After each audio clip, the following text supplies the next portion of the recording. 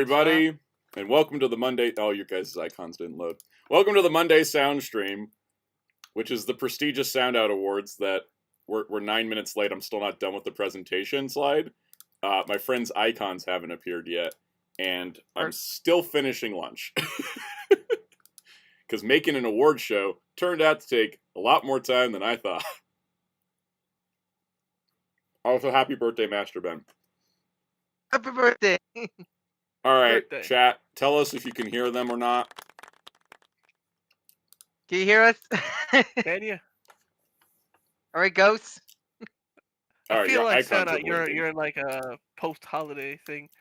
I totally am. I got all my work done at 2 a.m. on Tuesday, and then I just took the rest of the week off. I watched 6 movies on Christmas Day and read like 100 comic books. It was the greatest day.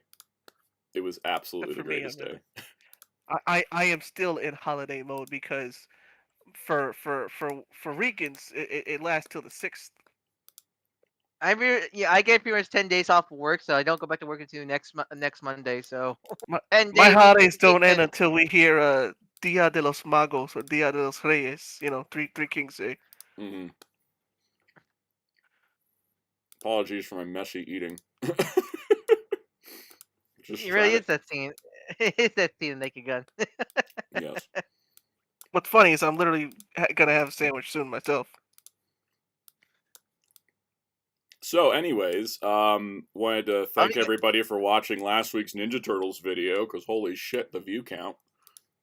I'm glad it did well for all the sanity that video probably caused you. That video was, I think it was 16 hours of research, 12 hours of editing, and like 2 hours of filming, I think. And it's like the most popular video on my channel in the last 6 months, so I want to say thank you everybody for checking out Ninja Turtles home video history. I think every Turtles fan knows the pain of the home media history of that series. Also, I think everybody was caught off guard for the fact that Playmates lost the Ninja Turtles license. It's perfect while timing. I was editing the video. Perfect timing. Yeah. I didn't intend that. It just happened. Also, we'll do a full breakdown next week on all the this news. This is movie talk. All the new stuff will be next week. Same thing with like Gavin Infinity, if you're curious. All that stuff next week. So you want to hear all our thoughts on that? Next week's stream. Same sound time, same sound channel. Exactly. This week's a celebration of movies in 2025.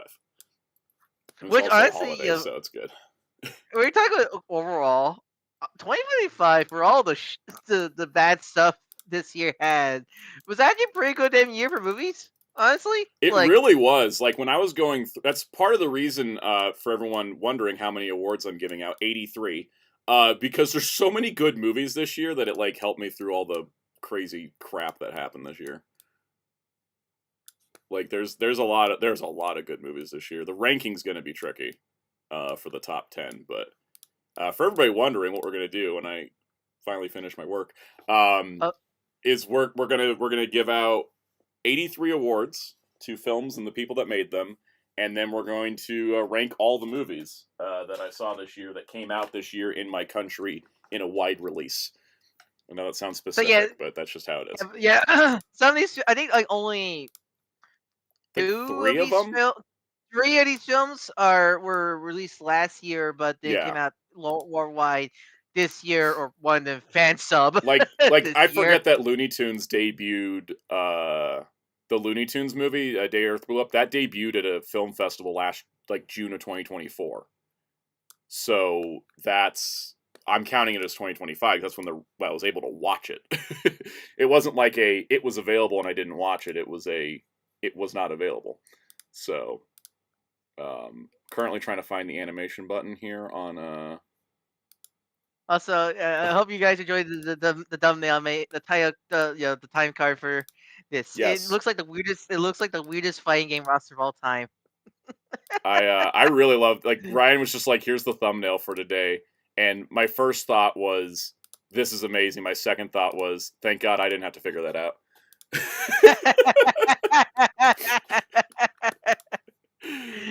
I just got to get all these. I'm currently animating a PowerPoint presentation for these awards for everybody wondering at home. It'll be fun when I do the chapter times, and I'm just gonna be like, the chapter times just gonna be like random BS, and then actual awards part. Do you have some that good old royalty free Kevin McAllister music to go for the rewards?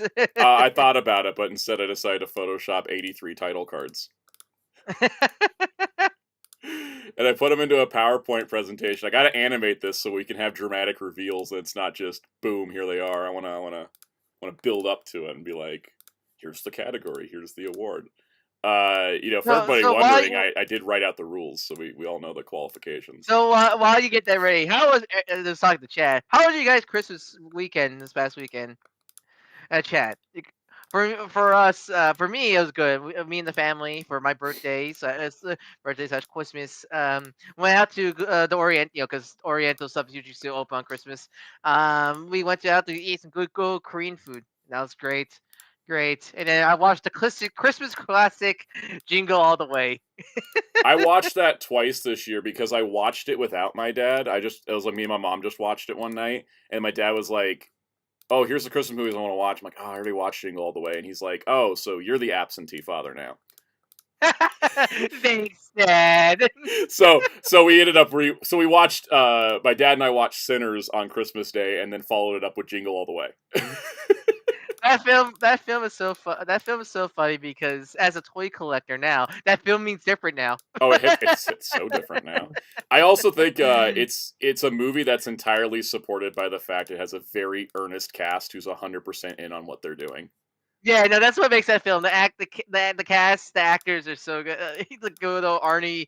I know a lot of people love, put that cookie down. But my favorite is from Sinbad after the bomb. Sick world, sick world. I think there's this moment where Sinbad strangles a woman, and it's the funniest thing. I had to stop and play it back. I also like that there's this thing where Phil Hartman's character creeps on Arnold's wife throughout the movie. Yep.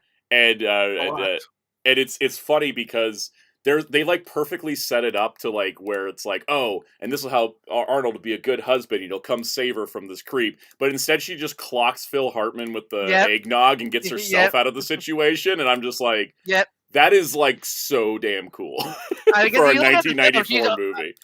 I mean, because you look at her time Phil Hartman tried to hit on her, she's always trying to back him away. Yeah, such like that. She's trying to be nice, but she's this man annoys the crap out of me.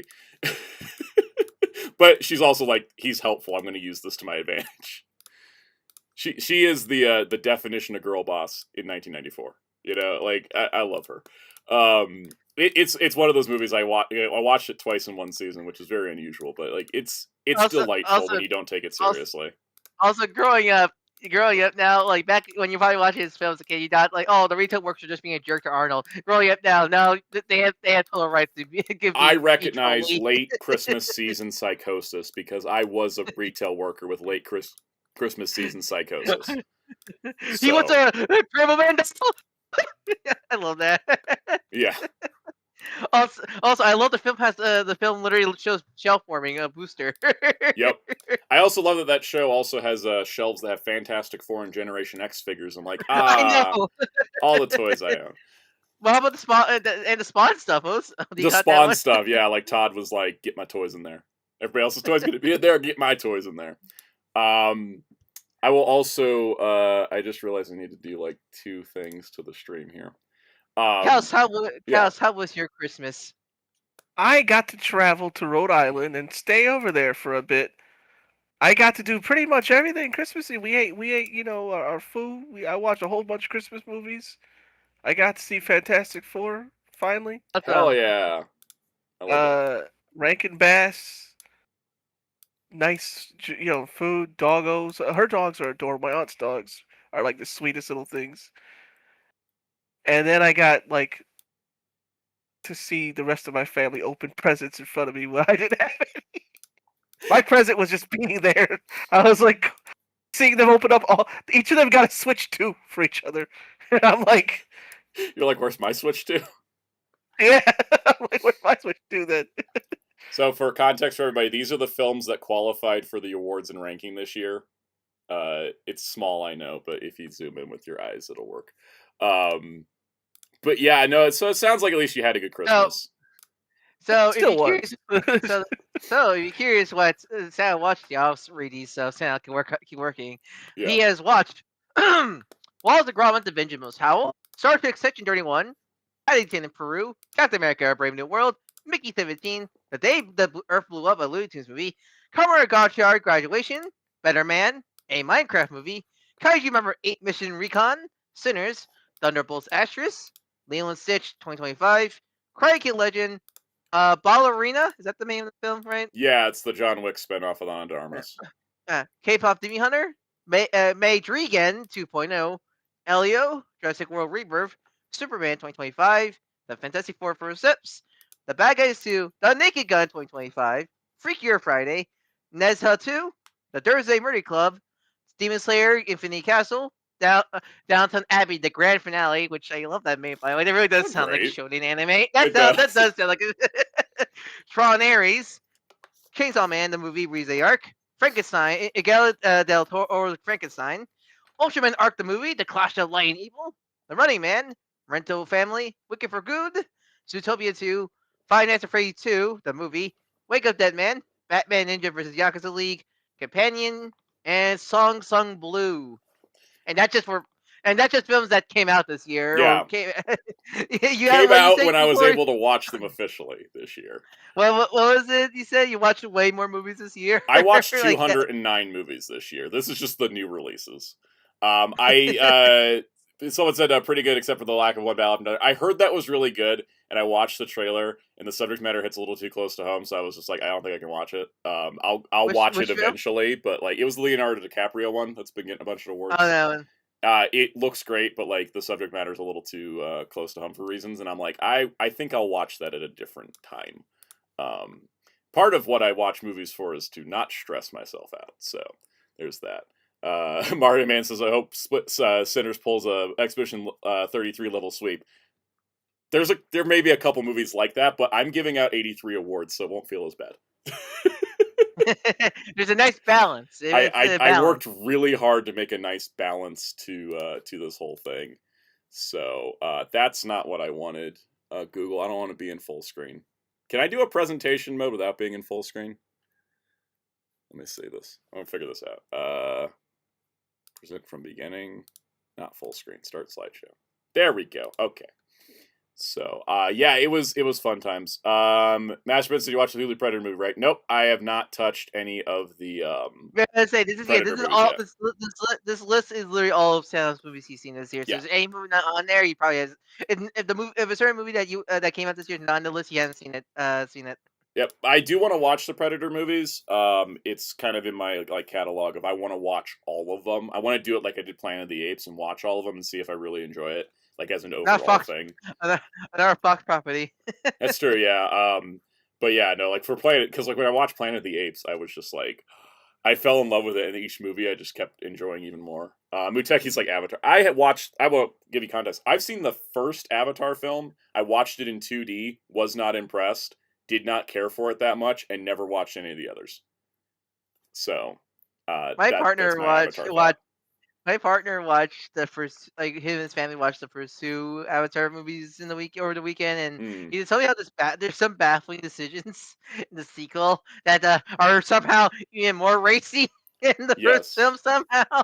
I'm like, oh god. All right. Anime Speedster says, does Aztec Batman qualify? Yes, but I didn't watch it, so it didn't. I heard good things about that one. I heard good things. My HBO Max ran out before I could watch it, and I was like, I'll just catch it later.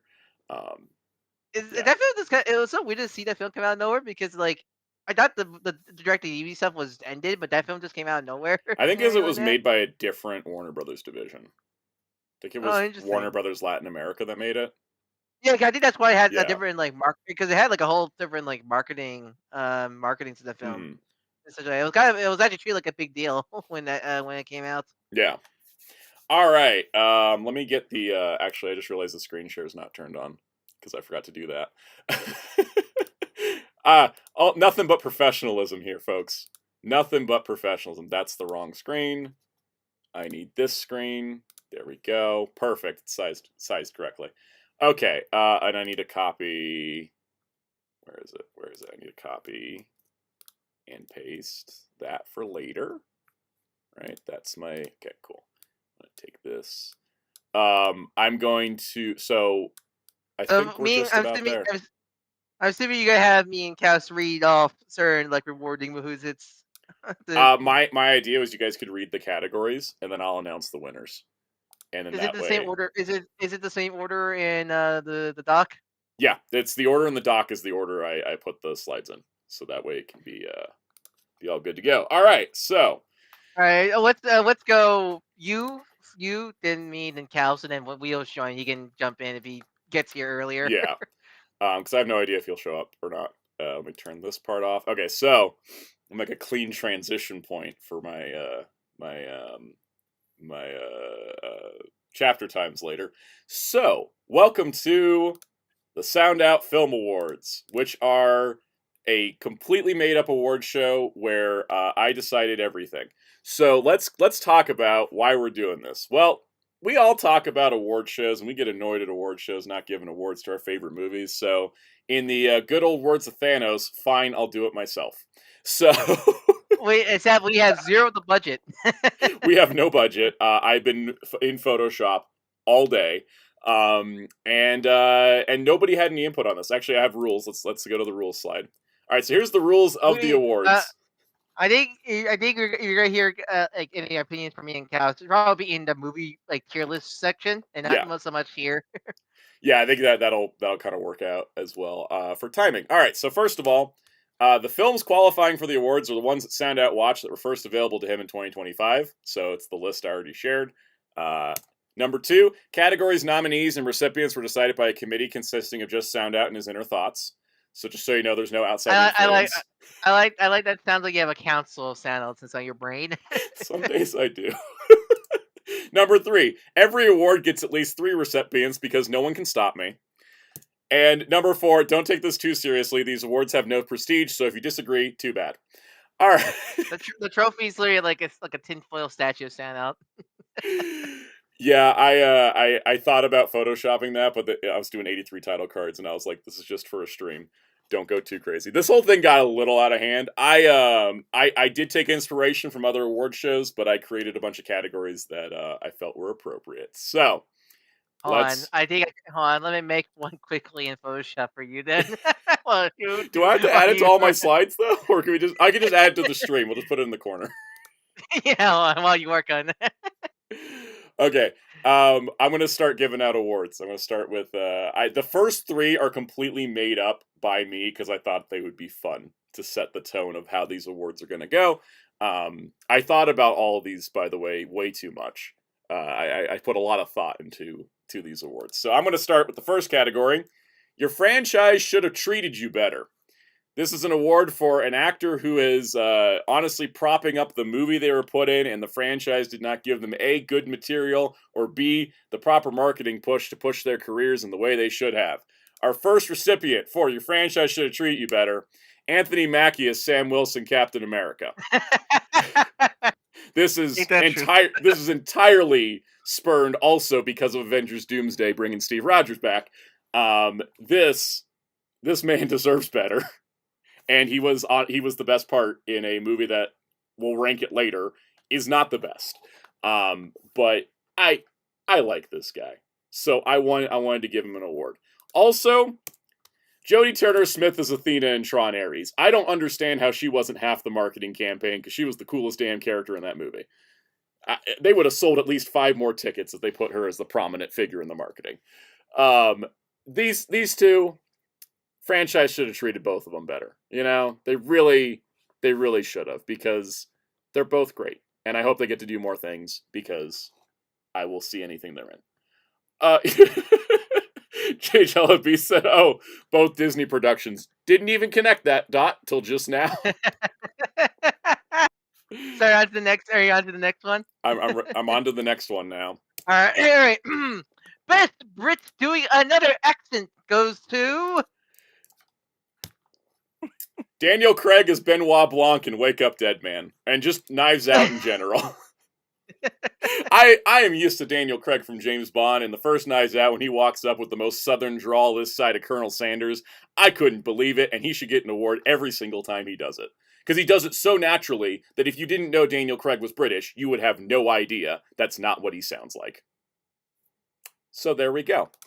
The second recipient... yeah. So each will get 2, right? Or each 3, one gets at least 2. Vanessa Kirby as Sue Storm / Invisible Woman. I couldn't figure out if she was just doing standard American accent or mid-Atlantic, but I appreciated it. And as my mom says when we watch behind the scenes features, they're British. Yeah, I didn't even know Vanessa Kirby was.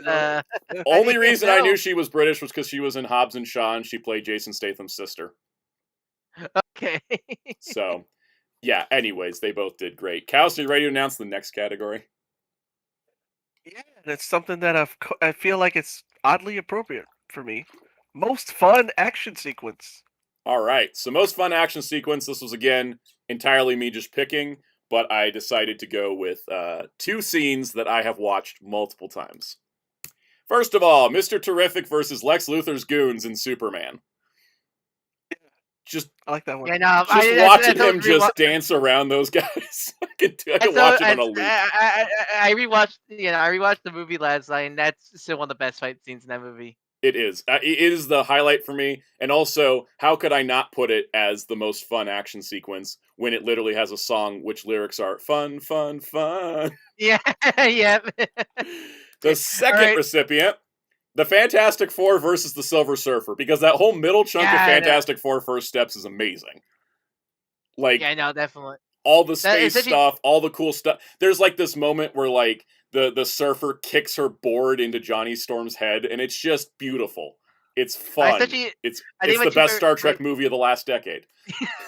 My 2 favorite scenes is when my 2 favorite things part of this fight is Surfer pulling a Tahoe and lava surfing.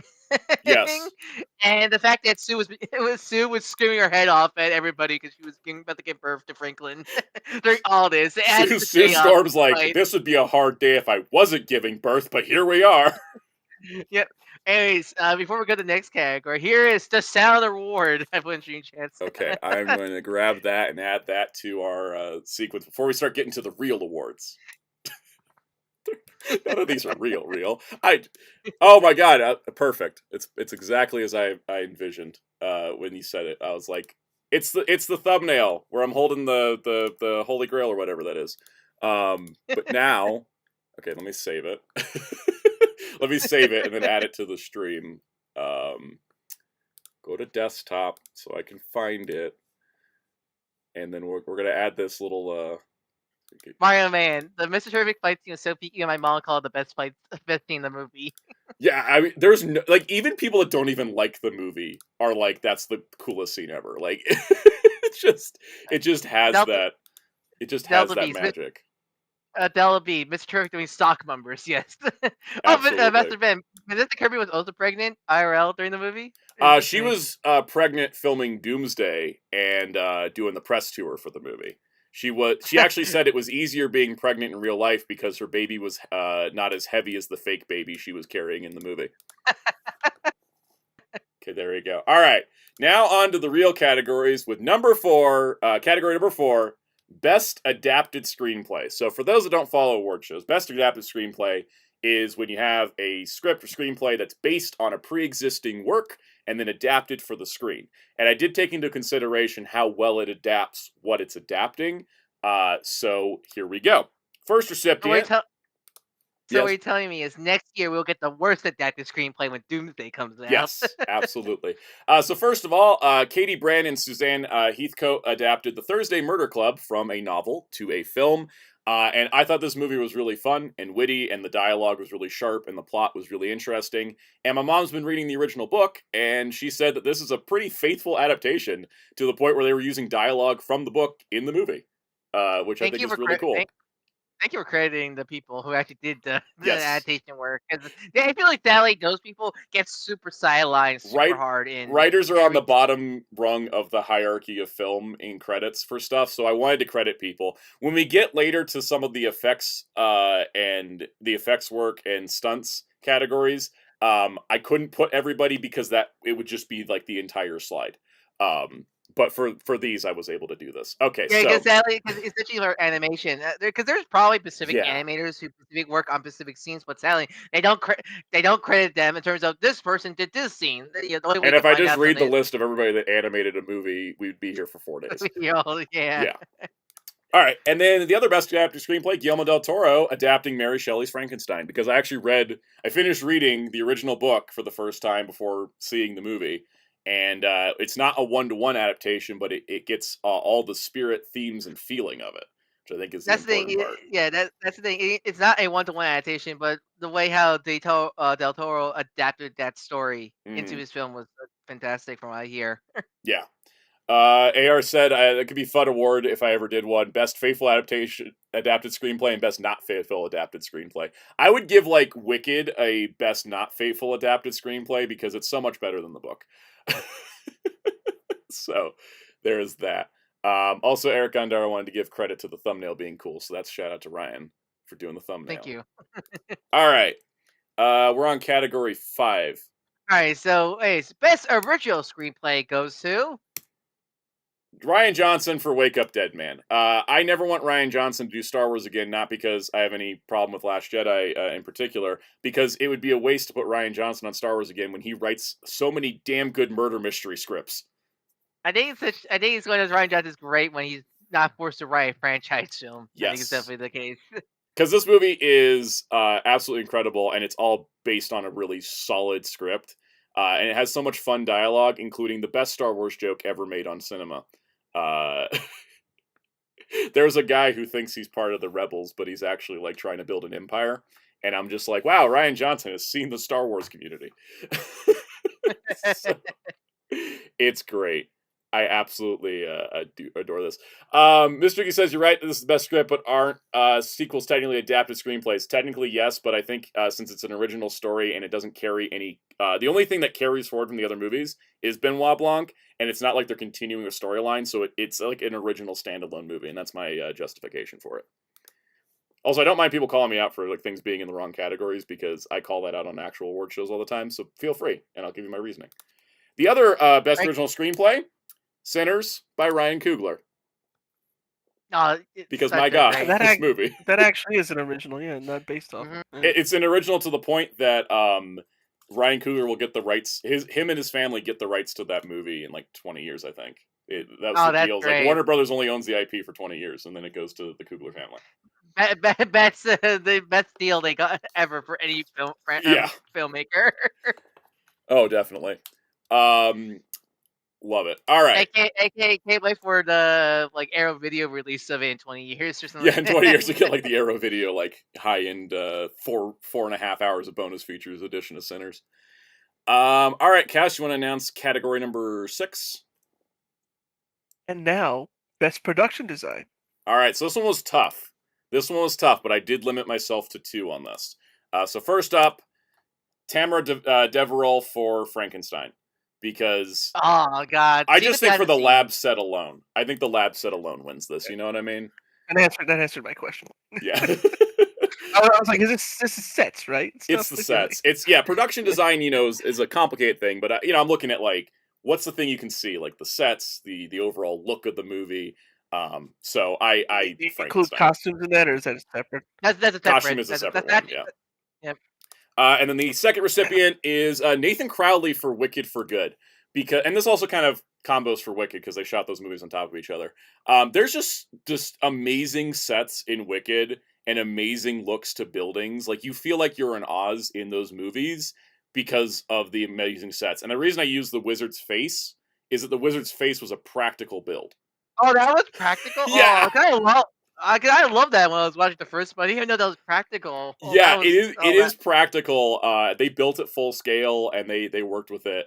I also love the mini like Oz that the wizard has that he was showing to Alphaba and Gunda. I love that. Yeah. Also, as a miniature guy, I really love seeing stuff like that. That whole miniature set was amazing. I think it's actually like the comparison like compared to say like Oz the Great and Powerful. I just feel like the Oz itself feel like more like a living place in the Wicked films versus that film, for example. Absolutely. And so Muteki said, did practical and green screen went into the vote process? Yes. If it was too much green screen and too much digital, it qualified later for the digital effects category. So with production design, I was going more practical, just to kind of keep them separate. I can't really say is if Doomsday gets any rewards, probably there maybe. It's gonna get costume design based on that leaked trailer, which I can't talk about legally. All right, we are on category 7. Right.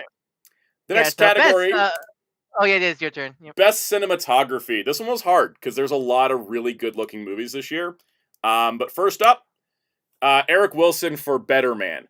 Better Man is a challenging thing as a cinematographer because you're having to do a dramatic biopic that's also a fantasy musical, and every single shot is a VFX shot with a CGI chimpanzee.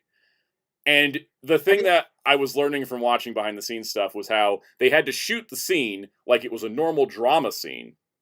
And then after shooting the scene as a normal drama scene, they had to then recreate the lighting in post to go over the CGI chimpanzee stuff so it matched correctly. And so the VFX team had to work with the cinematographer to make sure all the shots were like physically possible, because when you shoot something that's heavy VFX, you shoot it differently than something that's a normal drama. But this movie was shot like a normal drama, and I think it's absolutely incredible. I was thinking it's like, because I'm trying to think of like one of my favorite shots of the film, but I don't know if that goes under cinematography or digital. It was the scene. It was the musical scene of when he left makeup. It was the take that, yeah. Yeah. And he was driving, and at the end of the scene, he goes into the water. Like I love, like that was like the most beautiful shots in the movie. Oh, would that be under that? Would that be under that? I'm not sure. Which that I would put that under digital effects because it was more digital. But they shot the car practical with John O'Davies in the mocap suit to then use to work with. It's a whole thing. Like it's Better Man's one of those movies that's hard to categorize it because it's doing like everything at once.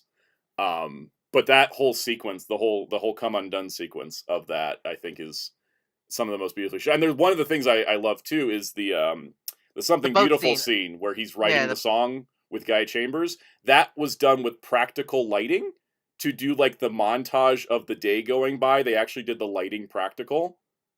So like that kind of stuff is just. I think also crazy. the boat scene. Yes. The boat. That was another beautiful scene there.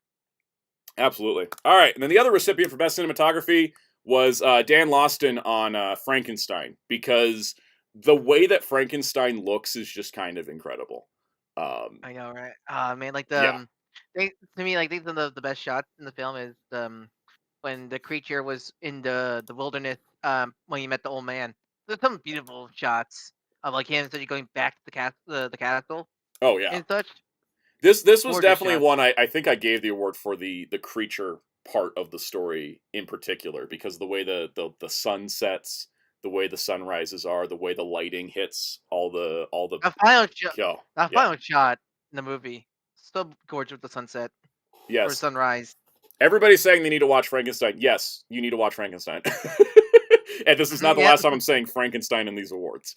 Also, not the last time I'm saying Better Man in these awards. Frankenstein. Yes. All right. Take it away with number 8. Right. Best costume design goes to. All right, Anna Robbins on Downton Abbey, the grand finale. Kels and I know, like Downton Abbey is like top line fashion. I was gonna say, like, I didn't know it had anything this year with Downton Abbey. Of course, that's gonna win. Yeah, it's their finale movie. They went all out on the costumes. It was incredible. I mean, there's people who don't even watch for the story; they just watch for the costumes. Yeah, because it's incredible. Like it's like look, everybody looks amazing. From what I heard, dresses are like super. People who know how dresses work are super critical when movies have dresses, because sometimes they can tell that's bullshit with dresses and such when they're not like properly worn or like designed well.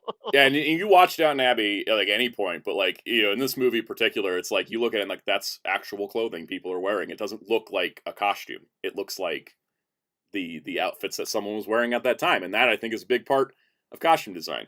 The other recipient is Paul Tazwell for Wicked for Good, because just look at them, my God. Look at those costumes right there. Everybody just looked incredible. They absolutely amazing. Costume design is one of the fun categories to research, because you got to think about it. And you're like, what makes a good costume, right? And I think these are definitely the winners. All right, Cows, take number 9. 9. Best hair and or makeup. So I will tell you, I did lean into the makeup side, but I actually decided I was going to do 2 makeup ones. And what I did there? Here's what I did. Yeah, I liked what you did. What I did is I gave 1 award for hair and 1 award for makeup. There you go. So the hair award, the makeup hair award. Goes a lot into. Yeah. A lot of people don't realize how much hair work is done in movies. You can see good hair and bad hair. For example, Sue Storm's hair in Fantastic Four: First Steps doesn't look as good as it did in the post-credit scene that was filmed on the Doomsday set. All right, so best makeup. Alexander Anger did the prosthetic makeup for the creature in Frankenstein, and that's absolutely the best makeup that I saw this year. How long did this? I forget. How long did it took him to 12 put makeup hours? on? 12 hours For a full body on 6'5" Jacob Elordi. Yep. It's a lot of work. My favorite bit in the behind the scenes is him playing obviously on the Switch while he was putting the makeup on. Switch, book, phone. I'm like, yeah, that's me on a nice holiday. Yeah, incredible. And then for hair, Elaine Brown for Downton Abbey, the grand finale. Like, it's the same thing with the costumes. It's just like everybody looked amazing, and all the hair and makeup work on that film too. That's why I was having trouble picking one. I was like, but I really like the way her hair looks, so went with that. Which I said Frankenstein is the Expedition 33. Just wait. There's others. See, Braden Burwell said, I really thought Frankenstein would have gotten costume. It would have if Downton Abbey wasn't here. Downton Abbey just it's on another level. All right.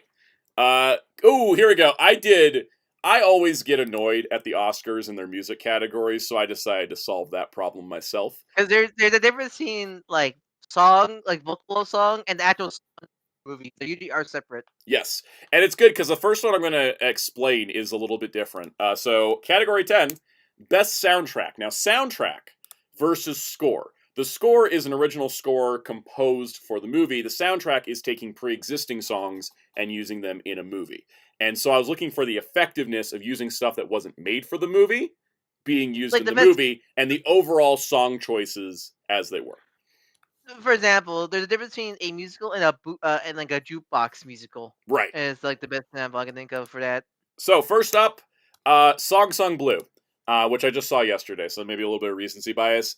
They took all the best Neil Diamond songs and made them into a soundtrack that fit the story of this couple performing Neil Diamond songs. And it's really, really good because it also includes other songs by other artists, not just Neil Diamond. They're all re-recorded for the movie because it's the characters singing them in the movie. But it's just an incredible soundtrack, like just without a doubt, incredible soundtrack. Also, I just realized I did do 3 picks for this soundtrack category. Just a fair warning. Next up, Better Man was that's a soundtrack that makes it into a musical. Because the incredible part about that is that there's no original songs on that soundtrack, yet every song feels like it was written for that scene in the movie. And that's just kind of mind-blowing to me as like a film nerd and a music nerd. And I just think that there's it's funny because it works as an album, it works as a soundtrack to a movie, and all the arrangements they did to make it work, I think, is really good. But Techie, keep up the 100 account because all those songs are original to that film. Yes, but that being said, we got to get to original score. So, best original score goes to Michael Giacchino for Fantastic Four: First Steps, because the fact this isn't even on the short list for the Oscars personally offends me. What other score this year has people been making quotes and memes to because it made such an impact? Nothing beats Fantastic Four. Also, I've listened to it like several times. It's insane. It's insanely good. It's such like the perfect like retro future soundtrack to me. Like this is like the Jetsons soundtrack, practically to me. It's grand. It's epic. It's emotional. Absolutely love it. All right. Also, like it's memorable because I feel like in a lot of the recent, not even just recent, a lot of the MCU films, I feel like the soundtracks are so kind of forgettable. Like they're very much background noise. But like Fantastic Four first steps on the few words, like I remember the soundtrack coming Michael outside the film. Giacchino is a guy who should win the Oscar every single year because of how damn good his scores are. He's also like has the most wholesome image on like Spotify or something. He does. He's awesome.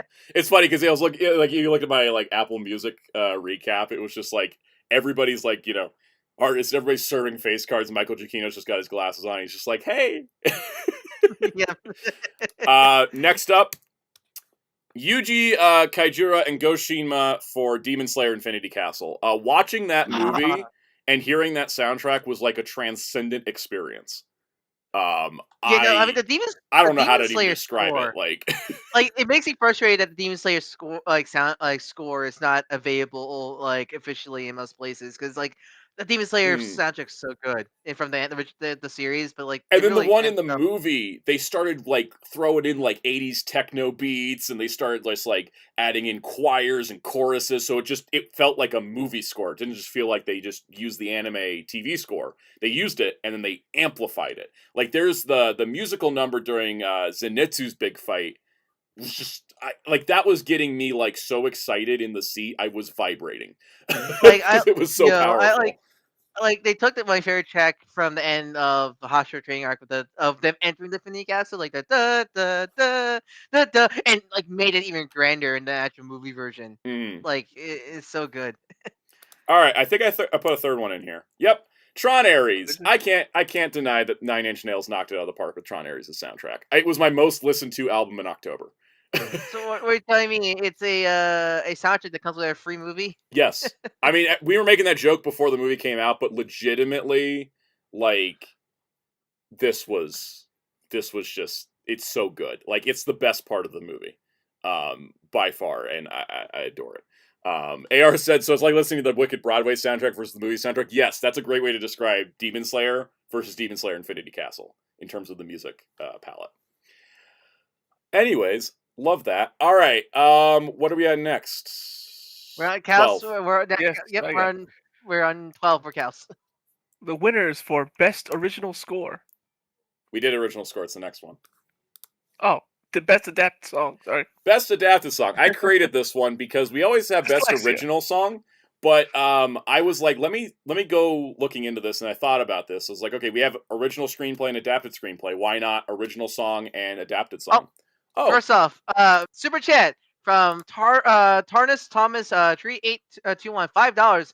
Thanks for all your work this year. I really appreciate the Team T home video history.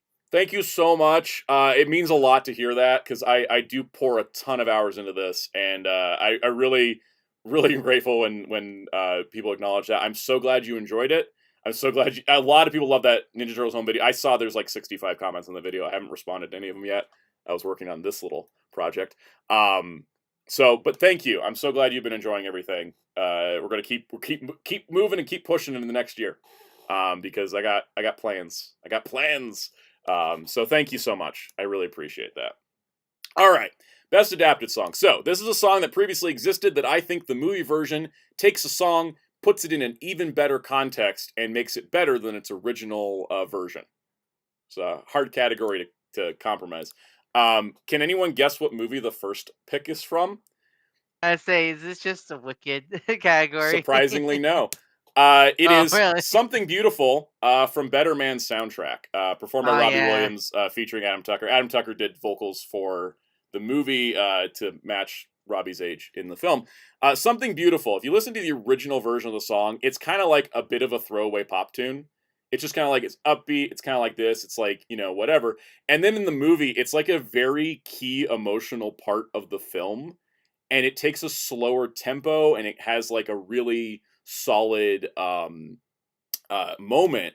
And it takes the lyrics, which, the lyrics, the main lyric is like, if you're lost, hurt, tired, or lonely, something beautiful will come your way. That just kind of feels really different than the original version. Soundout, you know what's creepy? I was Yes. listening to the track, and when you sing that, it stinks.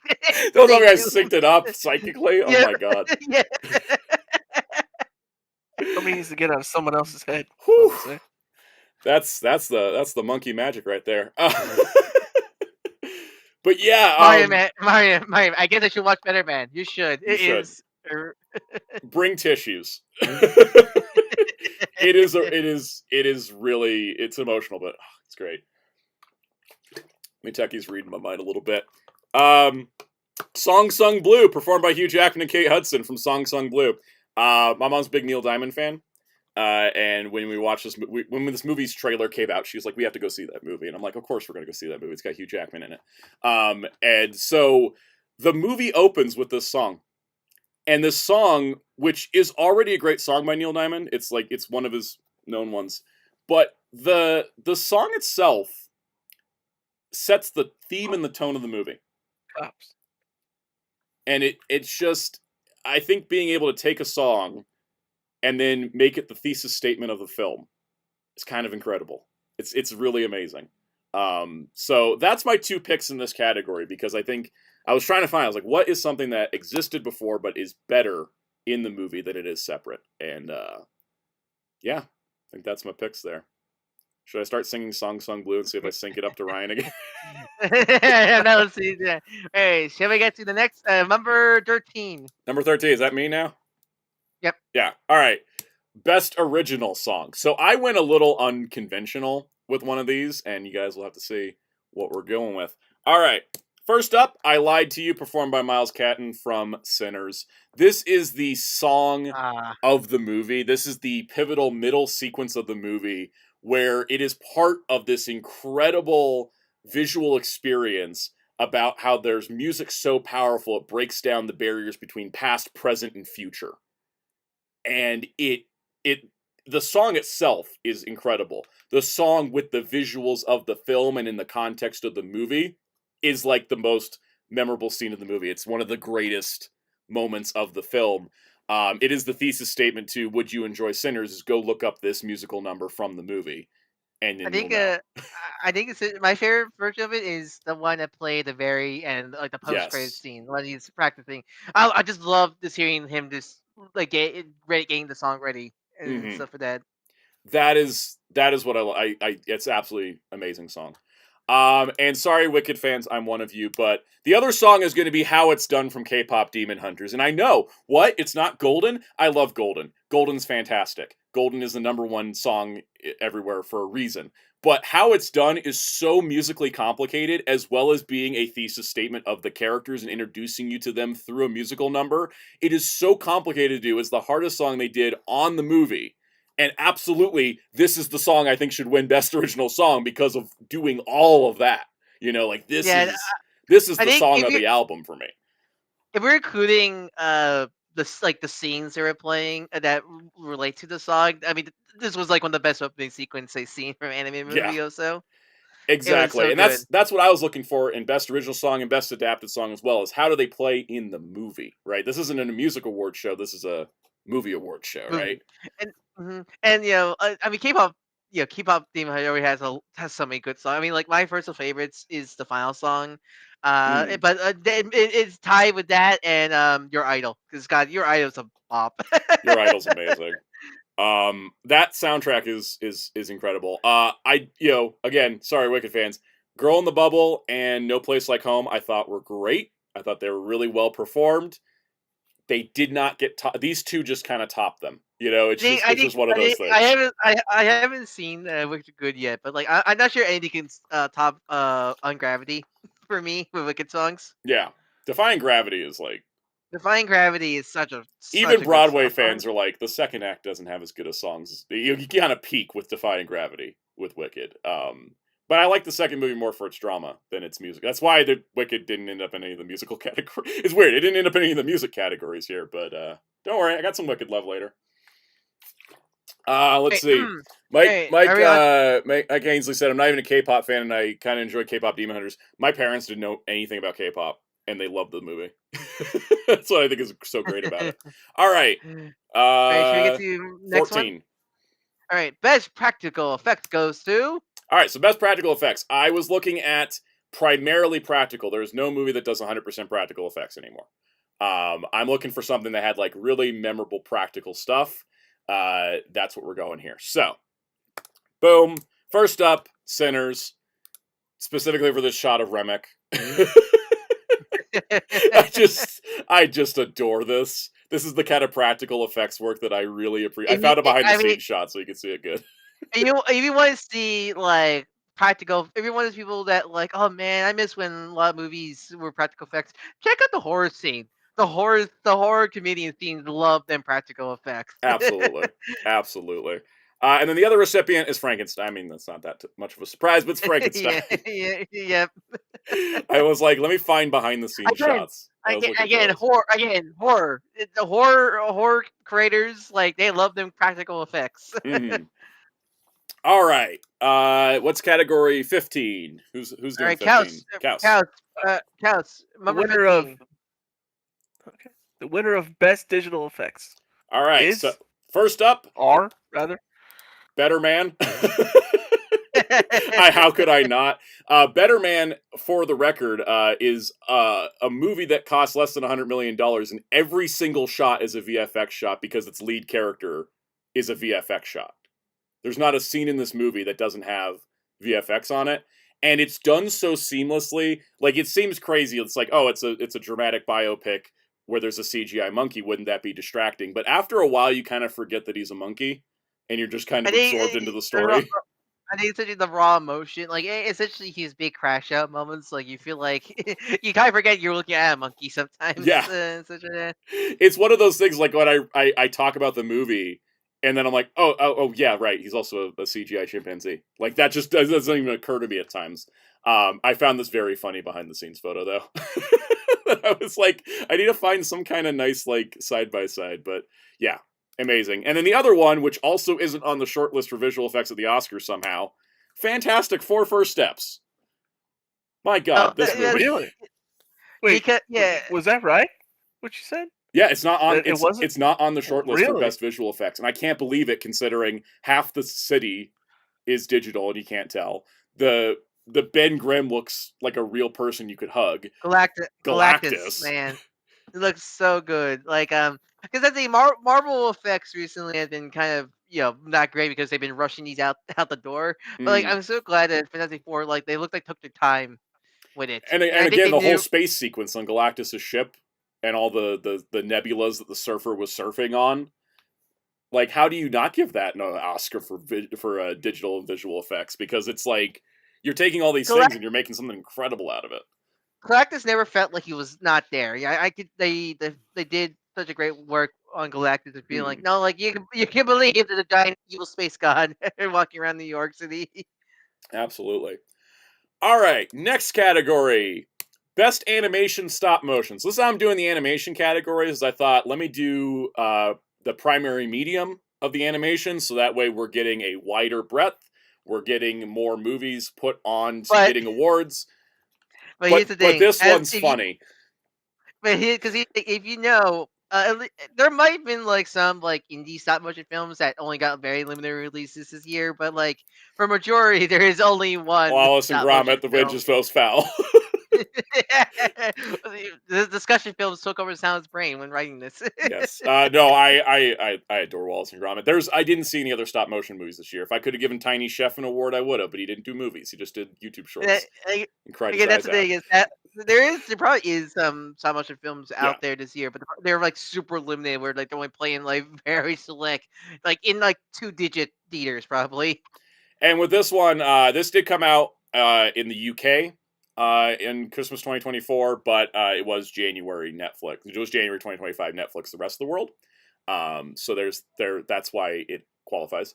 Yes, I did see the Christmas ad with Gromit and Shaun the Sheep, and it warmed my heart. I adore it.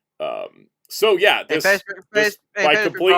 It's the only time I'm giving out one award in a category because there was no competition.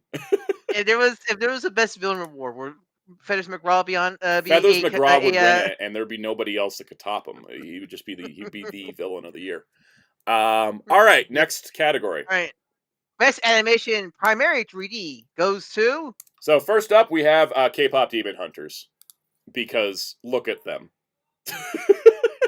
Yeah, that makes sense. I was like, look at these faces. But also, that movie's got incredible animation, amazing action, musical sequences, fun character work. Like, it's beautiful. It's absolutely beautiful. It's everything Spider-Verse started, just taken to a new level. You know, it really, it's bright, it's fun, it's energetic. It's so good. I love it. All right, and then the second one, Zootopia 2. Because I really thought the way that they animated snakes was amazing. Like, that's not something you think about, but like, you animate a character that's like a walking fox, that's one thing. How do you animate a snake in this world? I don't know. It's really cool. I thought this movie was great, and I thought the animation was just top notch. Zootopia 2 is a really good looking film, definitely. I really think it was a great film, but like, man, I would say for me, I think will probably be Bad Guys 2. Like, holy crap! Don't worry, man. We're gonna be giving Bad Guys flowers later. But like, holy crap, the things the storyboarding in that film, Mm-hmm. so damn good, man. There are some of these choices where you'd be like, why'd you do this and not this? I was wanting to spread the love a little bit. So that's why I was like, I'm gonna give Zootopia this. Just, yeah. All just Expedition 33. Speaking of counts, what you like to say in the next category? Number 18. Yes. The winner, or I don't know if there's 3 winners. The winner for okay. The winners for best animation, primarily 2D. All right, primarily 2D. First up, Chainsaw Man, the movie Rize arc. My God, this movie. Everybody's been posting clips of it since it hit digital. Absolutely insane. That there is like the way the impact frames are done, the way the this is why I say primarily 2D. They do use some 3D for some of their shots, but the style is 2D. There's this one moment where Denji recreates the Volume 1 manga cover as an in-between shot. And I'm just like, that's amazing. How'd you pull that off? I'm super impressed. I mean, just and the character animation for like the subtleties and face movement.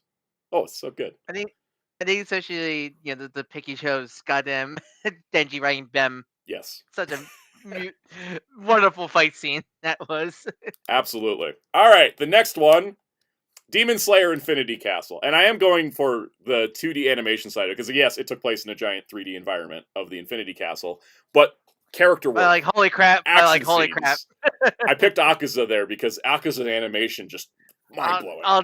His attack, that big attack he does, like, holy, like, I never felt like my heart like racing watching like. And if you watched it in 40x, you'd feel your heart leap out of your chest. Yeah, that's why I didn't watch it in 40x. I felt like I was ascending watching that sequence. Oh yeah, and then for the third pick, The Day the Earth Blew Up, a Looney Tunes movie. Forgot about that one. It went under the radar because there's so many good movies this year. And I sadly couldn't get to watch this yet. I just didn't have time to watch it yet. It's really it's classic 2D. A lot of it's hand drawn. It's beautiful. I thought since we did one for stop motion, I could throw in another 2D recipient. Replacement. Yep. Yeah. All right, let's go to category 19. Best stunts, the thing the Oscars haven't done yet. I'm jumping the Oscars. I'm doing stunts before they do. Even though they really should, because those people they risk their lives. They risk their lives, goddammit, on these things. Exactly. My uncle is a well-known stunt guy, and I'm like, maybe nice to see him get his flowers. Right. So I wanted to. I couldn't figure out who gets the award because there's a lot of people on a stunt team, right? Choreographers, action directors, like all this stuff. So I was like, let me just give it to the movie. Someone else can sort out how we credit them later, right? Ballerina. Because, my God, a John Wick spinoff has to have good stunts, right? Also, this movie tried to kill me when I was watching it in 40X. I'll never forget it. I felt like I was getting punched in the face, but I was actually getting punched in the back. I mean, at that point, you should reward best stunts at that point. I could feel the impacts on the screen and in my back. Imagine watching a Dragon Ball movie in 40X.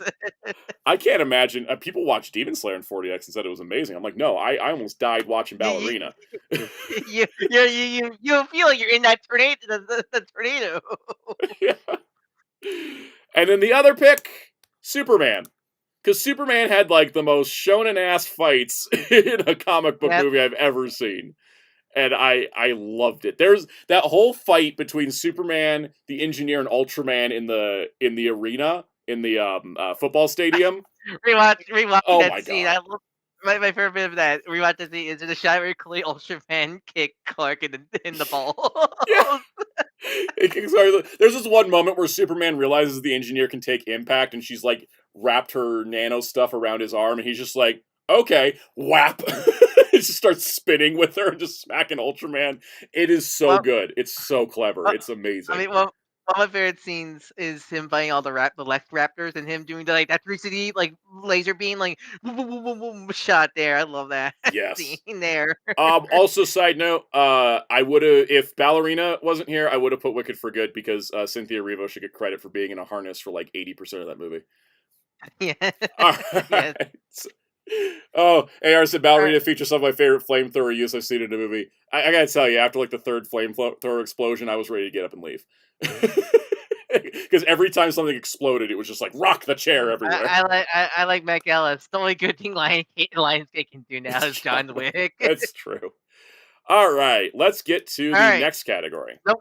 The winners of Best Ensemble Cast go to... So this is a category, I think Critics' Choice does. This is just like, what's a cast that's so damn good that you have trouble picking people out of it? So first up, Superman. Because that was an insanely good cast, right?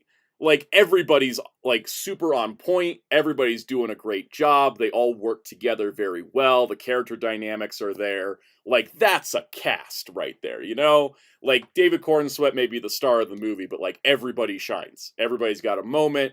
Everybody's doing a fantastic job. I don't have any... I can't say anything bad about the cast in Superman. I really can't. Yeah, it's so good. I like them all. And then, next up, Expedition 30. I mean, Sinners. I've watched Sinners twice in the last week, and everybody is just doing an amazing job. That cast. I mean, essentially, it's important for that film because the whole point of that film is pretty much that whole community coming together. And you gotta feel the emotions, so when characters start dying, you feel something. And these actors have a very little amount of screen time to pull it off, and they do it. You know, spoilers: people die in the vampire movie. But because like you said, I thought Fantastic Four would win. The only reason I didn't put Fantastic Four up was because I thought the four were great. I thought Galactus and Silver Surfer were good, and then everybody else was just kind of forgettable. Yeah. I think I love it. Like, boy, how long are you gonna take to get use the bathroom for?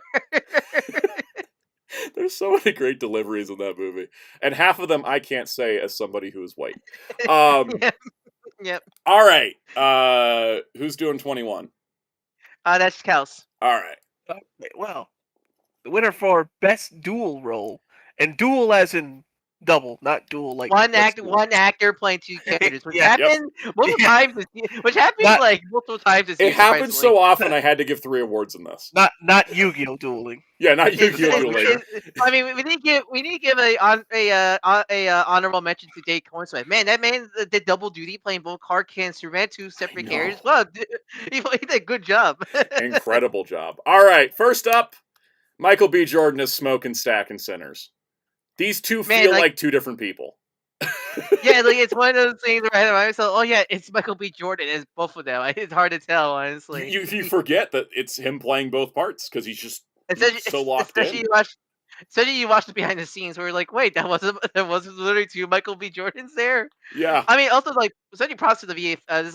This is also like a VFX thing. Also props to the VFX people to make it feel they're both on like screen together. The first scene they share together, one pulls out a cigarette, hands it to the other, then lights that cigarette, smokes it, hands it to his brother, and then he smokes it, and it's just seamless. It's just them flexing. I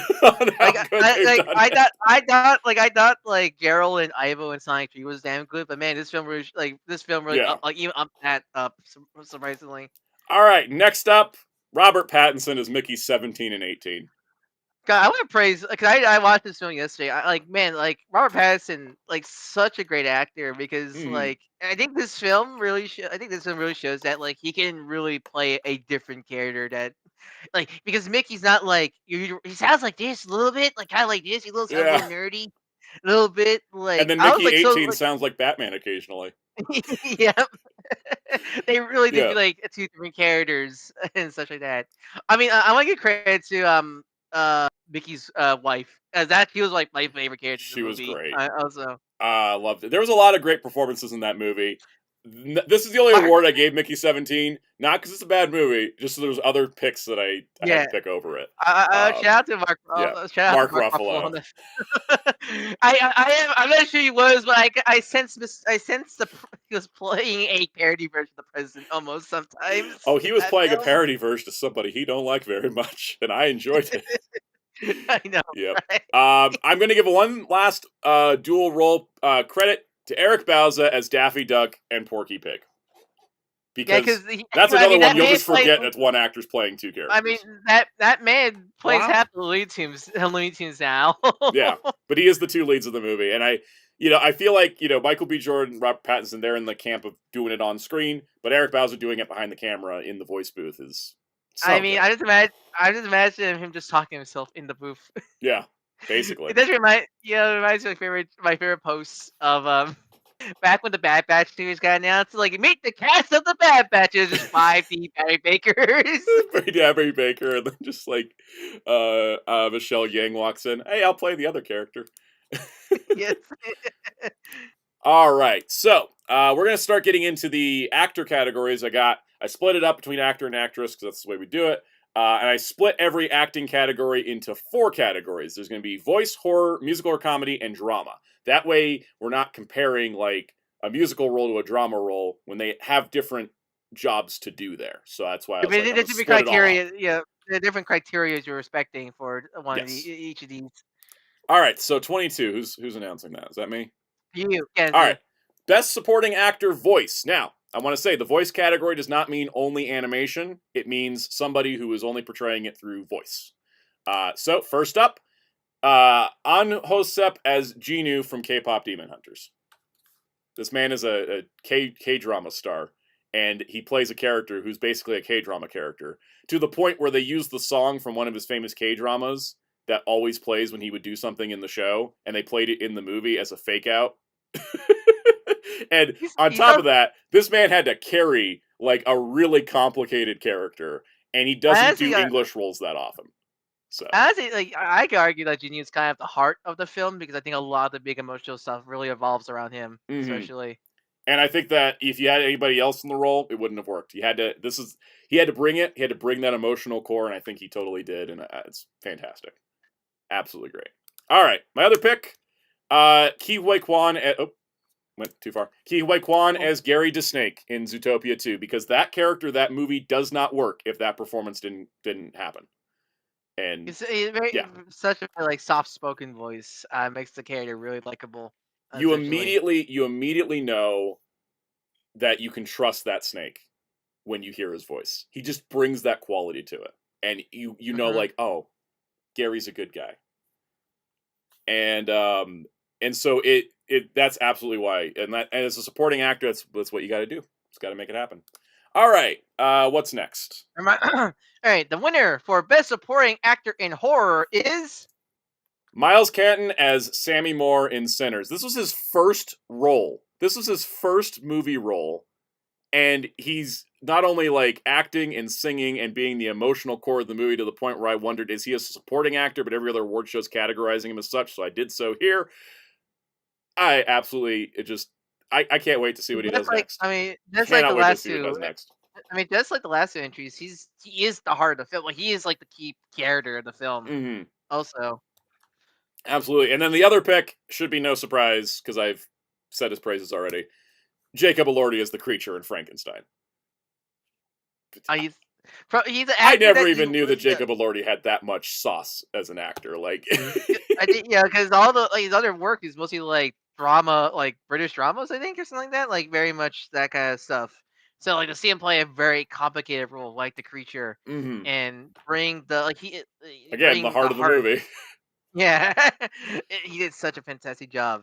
I also Delroy Lindo, who played Slim in Sinners, would be another pick for this category, but I picked Miles Canton over him just but he was He's in that movie? Yeah, he is. Oh wow. I know remember from Crooklyn. It's so great watching. Like, but my mom, I was showing my mom Sinners, and I was fast forwarding some of it because she didn't want to see like violence and sex as much. But she was like, "Oh, hey!" Like she was recognizing a lot of the actors in it. But yeah, that's why I gave Sinners a ensemble cast award because I couldn't give everybody individual awards.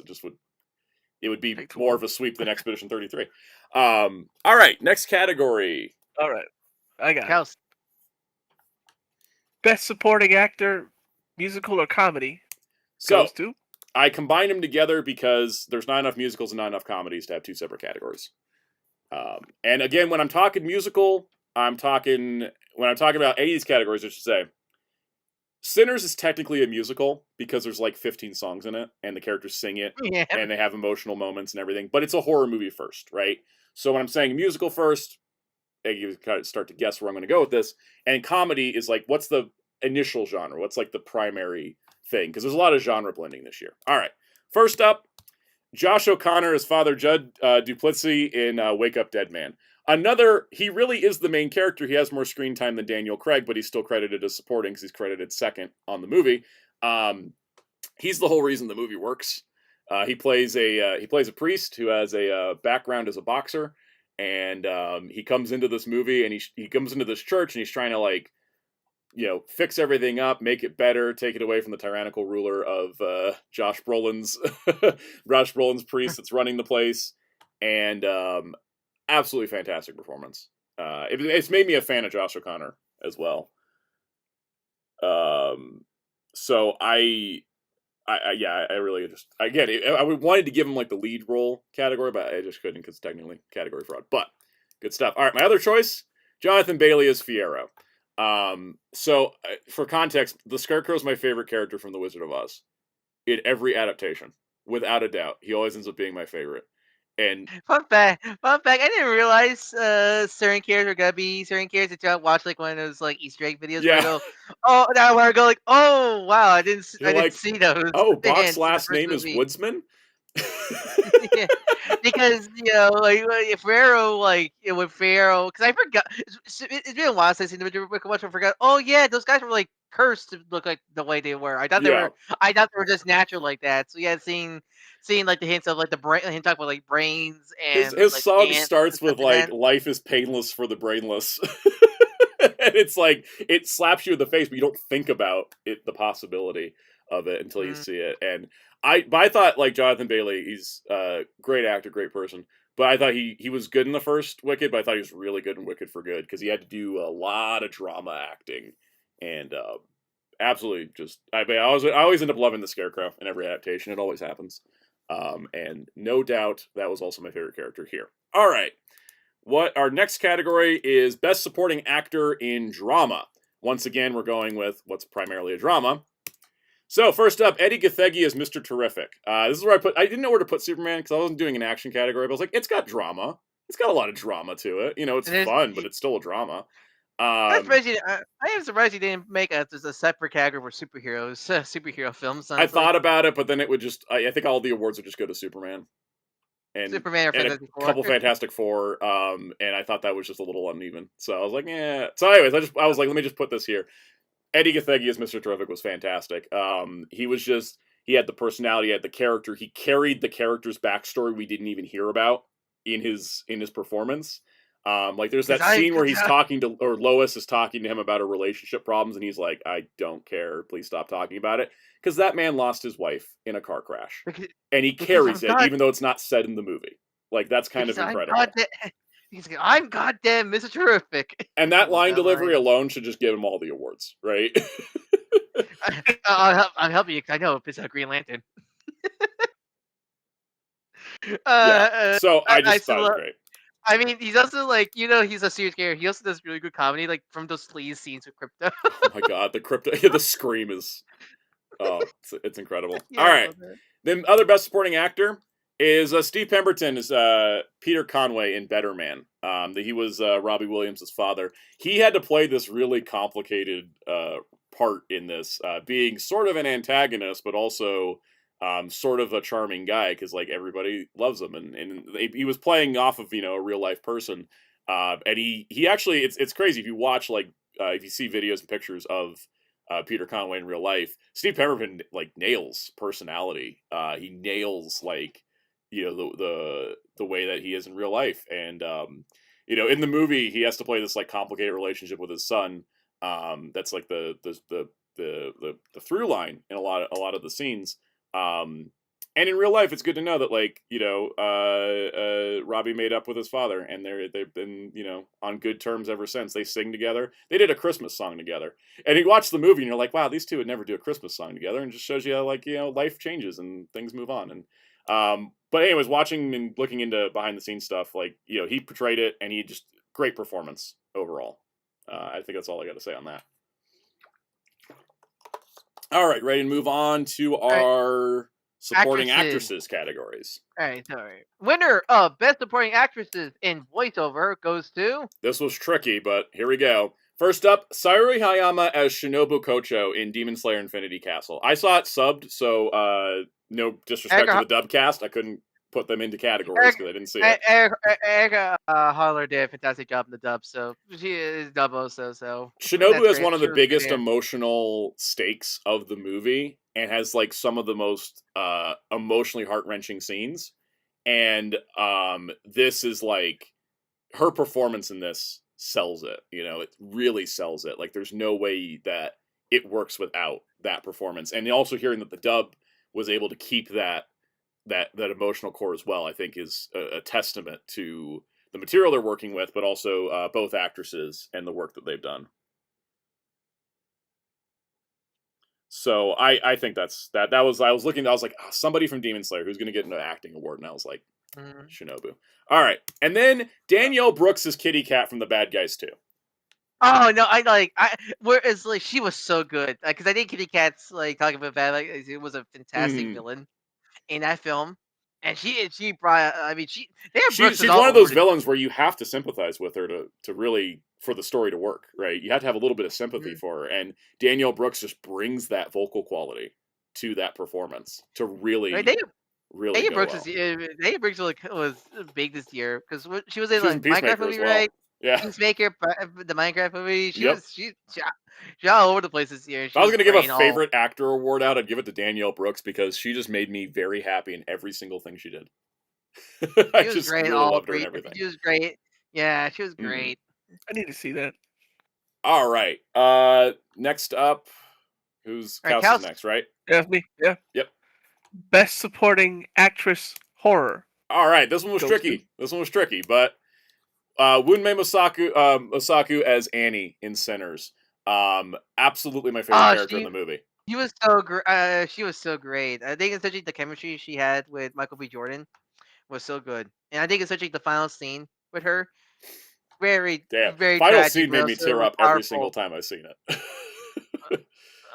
Like both the scene where she dies, but also the scene where when was it which was it Shaw? I forget which brother was at the end with the Smoke, right? Smoke, yeah. Smoke. Yeah, Smoke, where he's about to pass away, he sees Aunt Annie there with their child. It's like it's so top notch. And I also love that she was like an expert in magic and she knew her stuff, and she's like, these are vampires, here's what we do, and everyone went, okay, we believe you, let's listen to what she says. I love it's like wait, why do you need to be invited in? Why do you need to be invited in? That's suspicious. Yeah, absolutely incredible. The fun part too is I thought she was amazing in Loki, and she's even more incredible here. I want to see her in everything.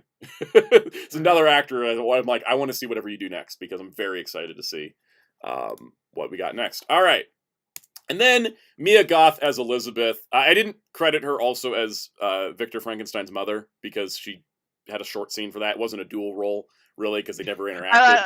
I think we're gonna have to call like Sinners and Frankenstein the Blood Brothers in this reward show. Honestly.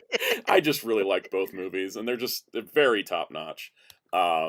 Mia Goth is a She was fantastic. so I good. know I know her from the X film trilogy, and she was fantastic in those films. And yeah, I knew as I saw she was gonna be in this movie, I knew she's gonna give like A+ material, and she did. Yeah, I think that, you know, someone said like, "Oh, why is Mia Goth so good in gothic horror?" And someone's like, "Do you see what her name is?" Yep. I think also because from what I hear about the book the version of the book, I actually really like this take a lot better than the one in the book. Honestly, a little bit more. I like her way better than Elizabeth in the book. Elizabeth in the book feels like a plot device at times. Yeah, yeah. But yeah, I like that she's also like a little bit like inspired by Mary Shelley. Like there's a lot of Oh, like no, definitely. things I about think Mary Shelley that are in Elizabeth's character in this movie, and I think it's really if cool. I really recommend the X films. They're Mhm. really great horror films. And Mia Goth has said Mary Shelley was one of her inspirations Oh, when that's awesome. acting out in those films. So like I really recommend watching Ty West. That's the director. Ty West's Mhm. X trilogy. Those are fantastic.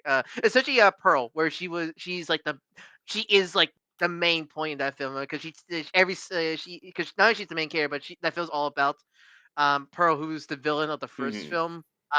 It goes back to the backstory, and it's all about how mental health, how like bad mental health was Yeah. treated back in was I think it was post World War I times, so like I think 1940s. I think it was the time period of Pearl, and she does so good in that film. I really recommend.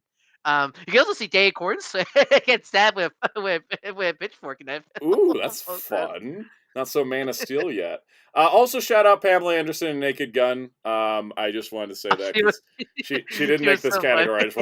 She's not getting an award. But I see people mentioning Pamela. She was great, but like she just didn't get to the awards category. What So the it's like a Mrs. Pacino fat guy eating spaghetti. yeah. All right. Who's up next for our next category? Is it me? Is it? Wait, hold on, let me It's yeah, you if you. I It's did the you. last one. It's me. Okay. Yeah, Best yeah. Supporting Actress, Musical or Comedy. First up, Ariana Grande is Glinda. She was amazing in the first movie, but she broke my damn heart in this one. She was Yeah, really great. yeah, Oh, I thought she was really great as Glinda in the first one, but Glinda was very much not the focus of the first. She was kind of the vapid rich airhead girl in hmm the first film. So like I that's also what I I didn't pick imagine. her character poster. I picked the shot where Madame Marble just yelled at her because I thought that Yeah, was more but fitting. Yeah. yeah, but yeah, I'm not surprised that the Looking for Good really focused more on Glinda's side in terms Mhm. of essentially the aftermath of the first film Oh yeah. and such. I'm looking forward to see that when I go watch Looking for Good. And then my other pick, Glenn Close as Martha Delacroix in Wake Up Dead Man. I don't understand how Glenn Close doesn't have an Oscar. And I was watching Wake Up Dead Man. I was like, man, Oscar winner Glenn Close. My mom's like, she never won an Oscar. I'm like, what? How is that possible? She's been Wild. nominated so many I times thought and she never got did. one. Yeah, she should have like 10. Glenn Close is fantastic, and in this movie, she is so good in this movie. I can't describe it because it's all spoilers. But she does screaming a lot, which is why I thought the screaming thing was great. There's a character in the movie who has She's a like classic. there's a Is character she in the like a movie who has chronic classical? pain and she can't walk normally, but she can walk sometimes. And she stands up out of her wheelchair, and Glenn Close just starts screaming. Oh, it's a miracle! Also, is she the screen queen? But not in horror sense. Yes, In this case. she's the scream king in this movie. Like it's so fun. But she's so good in that movie. So all right, next category. All right, my turn. Anyways, the winner for best supporting actress in drama goes to. Allison Steadman as Betty Williams in Better Man made me cry so much. Oh man, it was like she was the heart. I think yeah I mean she really was the heart of the film because hmm after her character's passing, everything went spiraling out of control for Robbie in the film, Yeah, and you really feel for it. You really feel because like if I figure it's one of those if you didn't feel anything when we learned her passing, it doesn't just if she didn't put out a good performance, you wouldn't understand why Robbie crashed out so hard in the yeah, film, and and and she did such a and then great also on job. top of that, this is a more classically trained actress who had to act opposite somebody in a mocap suit the entire time. I think And I think that's an incredible feat for how emotional those scenes are to she's staring at somebody in gray pajamas with dots on their face and the camera sticking out to here, and she's still like delivering a performance like she's just talking to a normal person without any of that there, and that is what sells it. That's what makes it work. I think especially the speech she makes to Robbie in the bathtub. Such a heartfelt speech. It is. Absolutely incredible performance. Absolutely incredible. All right, and then Rachel Brosnahan as Lois Lane. This is like generational casting. Like this is. I was like, I would love to give more awards out, but I'm trying to limit it a little bit. But her Lois doesn't get a ton of screen time, but she's like already one of my like top 3 Lois Lanes of all time in just one movie. The best Lois Lanes is when she supported Clark, but she challenges Clark as Clark, and she really that opening, the opening scene where she was interviewing Clark is I think it's their special. 12-minute interview conversation. That's the one that I think that is one that I think that's one of the best scenes in the film because it really showcased both characters and what both their positives and negatives of them as people in that scene. Such a great scene for both of them. And then just the rest of the movie as well. But I think that scene is the reason why I was like, she needs an award for that, because that was an incredible monologue and dialogue and conflict scene. Absolutely great. Absolutely love her. All right, what do we got next? Where are we at? All right, we're at Beth. We're Beth. Who's doing the next announcement? I forgot. Is that me? Or is that? It's Kaus number 30. No, wait, is that me or is that Soundout? No, it's you. No, I think it's Soundout did. Yeah, I did comedy. So then Soundout this. All right, best actor, winner of best actor voiceover goes to. All right, first up, Ben Whishaw as Paddington. You do not get this character. This character works because he's adorable from the animation, but also that voice is so sweet and innocent. Like, he's such a you don't boy. Without that voice, unless Paddington has a voice where you're like, I will kill people to protect you, like, it doesn't work, and Ben Wishaw's voice on Paddington is just so sweet and charming and delightful. Thank you, MH1995, for the comment. I appreciate that. Anyways, Ben Whishaw is just fantastic as Paddington. I don't even think I need to explain that one. You see any clip of Paddington, and you're just like, oh, my heart. It's that Brooklyn Nine-Nine meme where it's yeah, I really don't chat for 5 minutes, but if anything happens to him, I'm killing everyone. Exactly. That's what anybody with Paddington. As soon as they I said that. I did that with Pandemon too. Oh, absolutely. So yeah, Ben Whishaw is just fantastic. All right, my other pick, Sam Rockwell is Mr. Wolf. Two reasons. One, I love the bad guys. Two, I try to watch the Netflix stuff that doesn't have Sam Rockwell playing Wolf, and it does not work.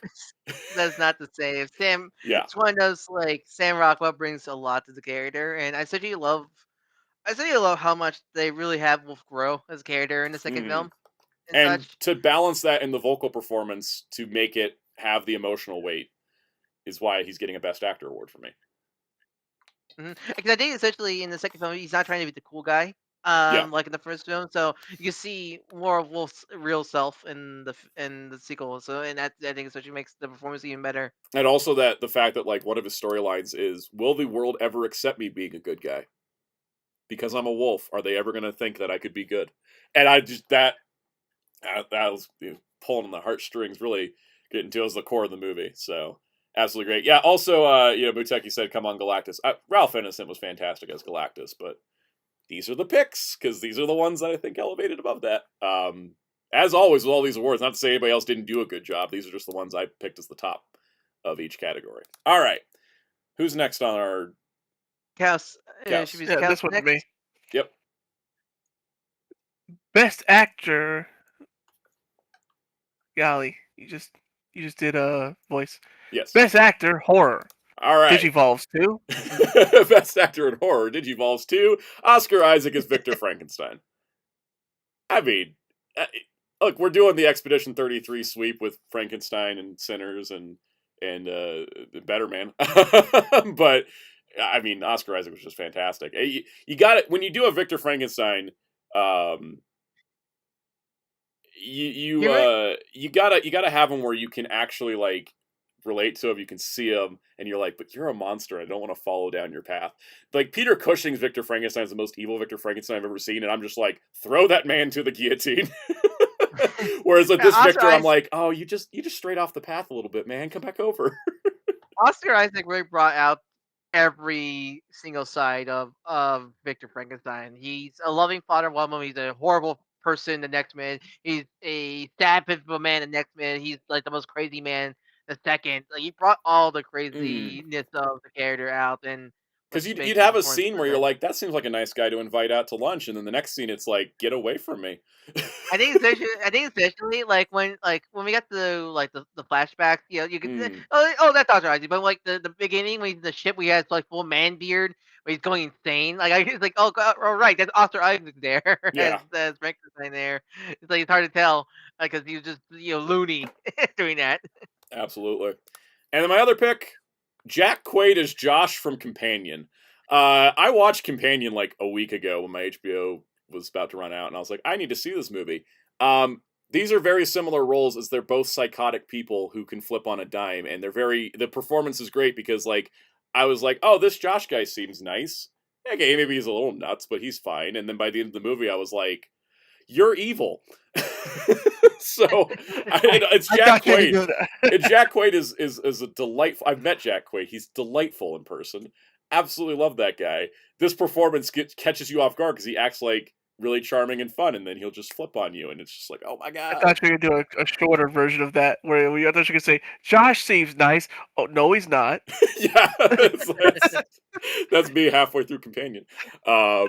We can't trust Superman. Oh no! I know. That's why he was perfect for that part, because it's like, same thing. Oscar Isaac's a really nice guy in person from what I've seen, but I've met Jack Quaid. He's super nice in person, so it's like, wow, movie caught me off guard. Yeah. Jay Delaby says Jack Quaid doesn't do range in The Boys, but Companion is his film. Yeah, he's fantastic in it. All right, am I next? I'm next, right? Yep, yours. Yeah. All right, best actor, musical or comedy. Brendan Fraser as Philip from Rental Family. I know he won the Oscar for The Whale, but I'm just going to say he won the Oscar for this movie in case he doesn't get it again. This movie, which is about an American man who's been living in Japan, and he's a struggling actor, and he ends up working for an agency that hires people out to go play roles in people's families to do whatever they need to do. Like his first gig is he has to go pretend to marry a woman and do this pretend husband because the family wants a traditional wedding. And if they do this traditional wedding, she can leave the country, and then they're never going to ask any follow-up questions. And it's easier than explaining that she has a girlfriend she wants to go be with. So that's kind of like the setup. And then the whole movie is kind of like, what is the morality and what is the complications that come up with playing a role in somebody's life that's not a genuine role? And does it get messy when you start getting attached to things? And Brendan Fraser just does a fantastic job in this movie. This one I really did want to see later on, because I do, just from the premise and Brendan himself, like I really want to watch this movie so bad. This is one of those movies where I say, like, as soon as it hits streaming and you can access it somewhere, like, watch it, because it's great. And it's in the musical or comedy category. It's a comedy. It has its serious moments, but it is mostly a comedy, and it's delightful. It won't make you cry too much. It'll hit you in the emotional strings, but you won't be bawling your eyes out. Which I think is a nice balance as well. All right, then my other pick, Liam Neeson as Frank Drebin Jr. in The Naked Gun. He's so good, man. He was amazing. Oh God, like I don't know, like there's so many great jokes. I think like just the opening scene alone is so amazing. Just him biting the gun. I laughed so hard when we did that. Then him playing patty cake, and then the ragdoll. I love that so much. It's so good, and he just has some of these. He captured the spirit of Leslie Nielsen without copying Leslie Nielsen, and I think that's what makes it work so well. Right? Is he got the spirit, but he wasn't trying to do a copy. He went with the spirit of it. He has his own energy, which I love. Again, he's a living cartoon character. Yeah, it's so good. The car scene. Where it's like balloons, bees, and a new window for the car. The new window. Oh no! My favorite gag. is when he's in the new car and he drive dirty feet. Breaks the electric charger, then breaks the wall down for the prisoner to escape. Man, the prisons are not good these days. Aren't good as they used to be. Oh yes, and he's still a terrible driver, just like his dad. Yes. I also love this idea that Liam Neeson is Leslie Nielsen's son because their age gap ain't that big. Oh yes, it's the drive. Get out of the car! Get out of the way! Move it! Yeah. Oh my god. All right. Where are we at? You're up next, right, Ryan? Yep. All right. Winner of Best Actor in Drama goes to. So, Hugh Jackman as Mike, also known as Lightning in Song Sung Blue. This may be recency bias, but I just thought he was fantastic. Hugh Jackman is playing a guy who is such a big Neil Diamond fan, who then becomes a guy performing Neil Diamond music, and gets really annoyed when all everybody wants to hear is Sweet Caroline, because he's like, but Neil Diamond has more songs than that. And I'm like, is that not every music fan? Yep.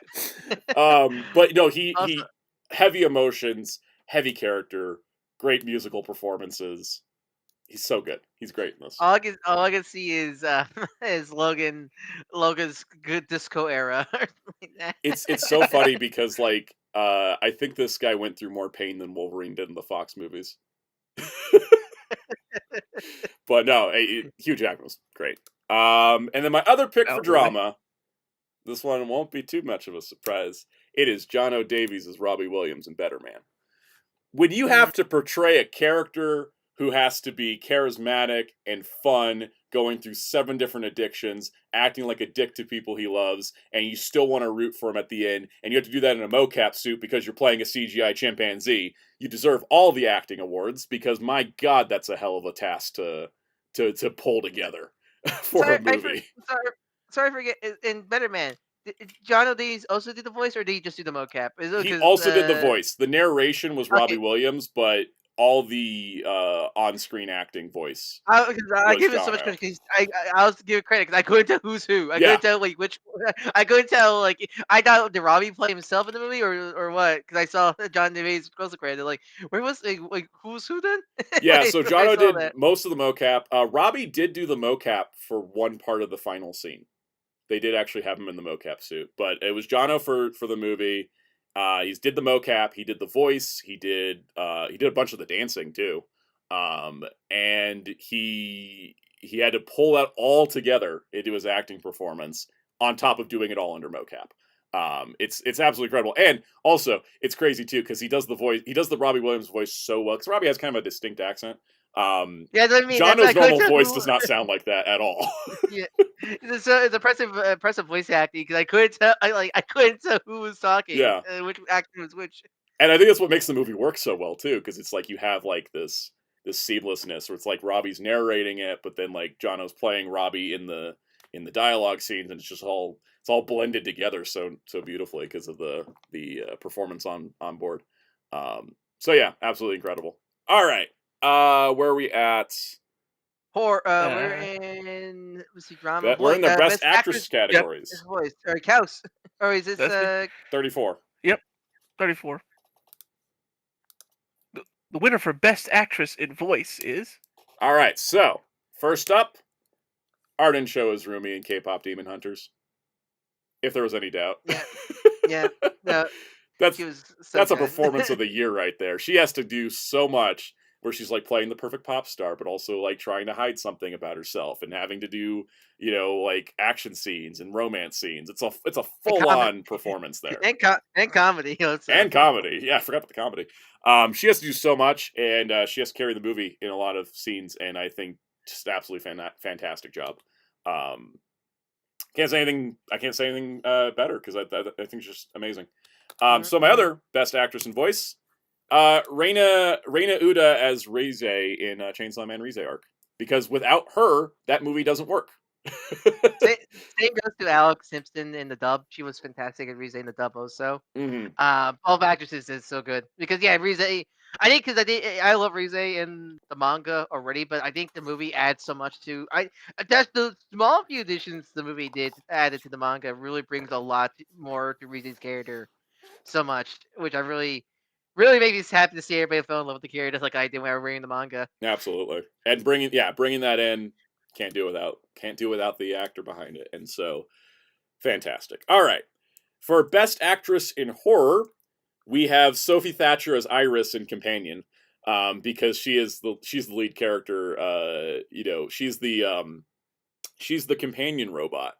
And the thing about that movie that surprised me is I thought from the trailers it was going to be pretty much robot made to be a girlfriend for lonely guy turns bad and starts killing people, and that's not the way the movie went at all. And there's this one scene that's a pretty early plot twist, and she sells it so convincingly that I was just so impressed, and it shocked me. It caught me off guard, and in the whole movie from there, she is ultimately not she's not ultimately a movie horror monster. She is the victim in the whole thing, and she plays it incredibly well. Because she's supposed to be a robot, but she also got emotions. Essentially, you look at you look at the posters. You think she's the villain because she has like the scary Raiden eye. She has the scary Raiden eyes. 24 minutes of that movie was setting up to what I thought was going to be a pretty, robot kills people movie, and then at 24 minutes in, flipped and completely did a 180 and went in a different direction, and I absolutely loved it. And her performance is a big part of why I love that movie. All right, now my other pick, I'm not going to say it's from a good movie, but I'm just so impressed by the performance on display, and that is Amy Donald and Jenna Davis as Megan. Because you have Amy Donald as the actress playing Megan's body, and then Jenna Davis is doing the voice. And regardless of the quality of the Megan movies, the two of them are doing kind of an insanely incredible job to bring this character to life, because you have a character that's supposed to be a robot doll that kills people, but also is sassy and kind of fun. And you have to walk this very fine line. And so Amy Donald has to do all kinds of crazy body performance stuff because Megan's a robot, and then Jenna Davis has to do this monotone kind of robot voice that's also a sassy bitch. And that's it's so impressive to me. I think it's actually for me. I think I actually do like. We'll talk about when we get there. But I actually do really like it, like in 2.0 a lot. But honestly, I think my favorite part with Janet Davis voicing Megan is honestly when Megan was in the little like Teletubbies robot. Cause I love her. I don't know why. I feel like when she was in the robot, she was even more sassy. She was. like, she was in the little like Sapotama looking thing. Yeah, like essentially, like it makes me kind of like it made me kind of like I think I mean Donald did a great job as Megan body, but like honestly, it made me kind of like I kind of wish she stayed in that little chibi robot. Yeah, I kind of love the emotional expressions on the face of that chibi robot. It was like absolutely really amusing and cute. I love that. Also, another thing that makes me different than the big award shows is I'll actually credit people who are doing mocap and prosthetic work, and I'm putting everybody in the same category. I'm like, if you're doing acting, you're doing acting. I don't care how you did it, So, all right, who's announcing the next one? All right, Couch is next. 36. Oh wait, no wait. Wait, is it you? No, wait, that's me. Wait, that's me. That's me. Oh, you 36. Yeah. Best actress in musical or comedy goes to Cynthia Erivo as Alphaba for Wicked for Good. I thought that Wicked for Good was more of Glenda's movie, but that did not take away from the fact that Cynthia Erivo is out there doing live singing while in a harness several feet above the ground the whole time. Absolutely incredible, absolutely amazing. I can't say anything bad about her in the second movie because there's nothing bad to say. She is in full body green makeup. She is singing these incredible notes, and she's in a wire harness off the ground. She was also having to go into set earlier than everybody else, not just for the makeup, but because she had to get some workout routines in, so she got the physical strength to be in a harness for several hours at a time, flying around everybody. And she absolutely deserves all the awards for it because, holy cow, that note she belts in No Good Deed is AG Marcus deserves the reward for No Good Deed alone. Absolutely. She absolutely does, because that song would be hard enough to sing on the ground, and she's singing it in a harness. Like, it's amazing. Absolutely incredible. And then my other pick, Mari Yamamoto as Aiko Nakajima in Rental Family. If you've never seen Mari Yamamoto in anything, you're missing out because she's one of the best actresses of our time. And I was so glad she got this movie because it allowed her to get more of an acting range than she got. I've only seen her in Monarch and in Rental Family, but she's just fantastic in both, and it was so cool to see her get a really, really big part in this movie, and a really like core essential part to the overall story, and she was fantastic. Another person I would see in literally anything they do, because just amazing. All right, where are we at? We're on category 37. All right, Cows. All right. Best actress in a drama goes to Kate Hudson as Claire, also known as Thunder in Song Sung Blue. It is a two-hander of a movie. Hugh Jackman and Kate Hudson have to both be on the same level for that movie to work, and they are, and it works. And Kate Hudson had to do the really, really heavy emotional stuff. Because I don't want to spoil the movie, but something happens to the character about halfway in, and her ability to play that character with all the complicated layers that were needed, both emotionally and physically, is so impressive to me. On top of having to go and do singing music as well, I thought she was fantastic. I thought her and Hugh are just like on top notch for that movie, and it makes the rest of the movie work because of it. So absolutely, Kate Hudson. And my other pick, Florence Pugh as Yelena Belova in Thunderbolts. And good. I'm glad we got we get Thunderbolts 1 nominated, because Florence Pugh was such. Yeah. I mean, she carried that film. I mean, I went looking through that movie, and I was like, everybody was great in this, but who was the best? And it was Florence Pugh. Who was the one carrying the film on their back? And it was Florence Pugh. She was like, I mean, she is the main character of the film. And, from that opening scene where she jumps off that tall building and is giving that narration, like that monologue, I was like, this is incredible. And it is. It just carries through the rest of the movie. Like, nobody else in that movie does as good of a job. And everybody did a great job, but Florence Pugh just shined above them for me. And so absolutely. Yelena's a character I didn't really care much about in the previous stuff, but like, man, this film made me fall in love with the character. Also, she gave us the most iconic moment of 2025, which is turns around, building explodes, walks away. While holding a hamster. While holding a hamster, yeah. Like that.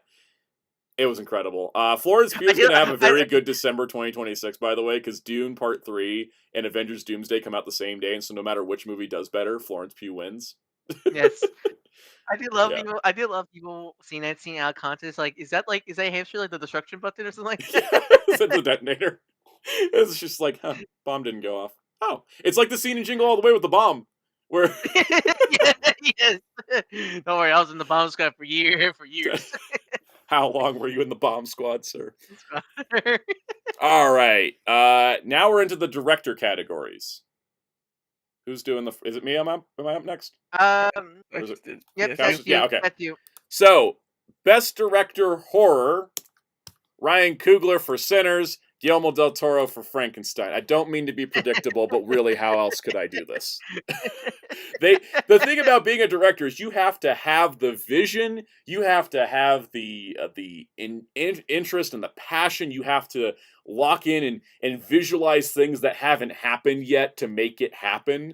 And those two movies are a result of passion and talent and pure pure filmmaking prowess to pull those together. So of course it has to be those two. The rest of the categories are also a result of the vision they provided, and they're both very director-heavy movies too, which is I think helpful. So. I have nothing against the Russos personally, but like it's one of those like it really does kind of show what your kind of career style is. What is your movie like post MCU? And from what I hear, none of the post Russo Brothers MCU films are not good. Yeah. Where like Ryan, Mark Cougar directed films before. I mean, I love the Creed films, for example. But they were putting on the poster from the director of Black Panther.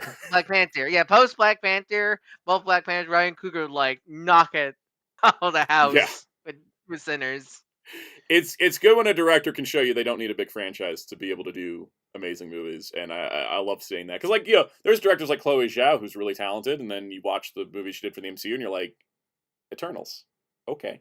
Like that kind of thing. So but yeah, no, that was my picks. All right, what's Ryan, you're next. Right? Best director, musical or comedies go to. All right, so this one was fun. Not John M. Chu, because I have some directing notes I would give him on Wicked for Good. But with the directing, because animation direction is a different art form, but it's still a very similar concept. Maggie Kang and Chris Applehands for K-pop Demon Hunters, because that is that's a two-handing directing duo. But when you're doing animation, when it comes to voice acting versus on-screen acting, those are different gigs. When you're doing animation versus filming on sets, that's different gigs. When you're doing directing, you have a similar job, which is you have to have the vision, the direction, and the intent on how the movie is going to come together. You got to see it in your head before it's even created. And so, obviously, they knew what they were doing because they made an incredible movie with K-pop Demon Hunters. Being a musical, comedy, and also a big action piece with a lot of emotion and heart. That is not an easy balance to make. I think especially because K-pop Demon Hunter was Maggie Kang's like big directorial debut, because she was her career is mostly as a storyboard artist over at DreamWorks or Illumination. Yeah, and such. It was great to see her like big debut with K-pop Demon Hunter as her as a director. Like knock out of the house. absolutely. Like Frisco. And remember when I said that another movie is going to get its flowers? Pierre Perifel directing The Bad Guys 2. See, I didn't give it for animation. I gave it for directing because I think the overall vision of Bad Guys 2 is incredible. Like the animation's incredible too, but like that storyboarding to come up with that man. idea, for the movie even. Yeah, I watched. Because I watched yesterday. Me and my friends were watching Elio first, and then coming from Elio to Bad Guys, it was like an adrenaline rush. Yeah, and was, like adrenaline rush of like, oh my god, like the action scenes, man, were so good. Like it was that spaceship, whenever the crew that was whole spaceship trying sequence. Oh my god. So amazing. Oh. Like I love like when they're like a big thing was about to hit them, they turn 2D for a second when they just like like that. I love that. That's some great like impact frame stuff there. It's like so cool to see. And also for the fact that the Bad Guys movies are Lupin spin-offs in spirit. They have the Lupin energy in them. As people call them, Lupin the Fur. Exactly. I think like, the car chases, man. Those car chases are that car chase at the beginning so of Bad Guys 2 is like one of the best car chases I've seen. I mean, my favorite one is from when they're escaping the wrestling ring with a giant tsunami of crowds of people. Yeah, absolutely. And that's all that it starts with the director. Oh yeah. All right, ready for the next one? Yes. I get the second to last. I'm happy. All right.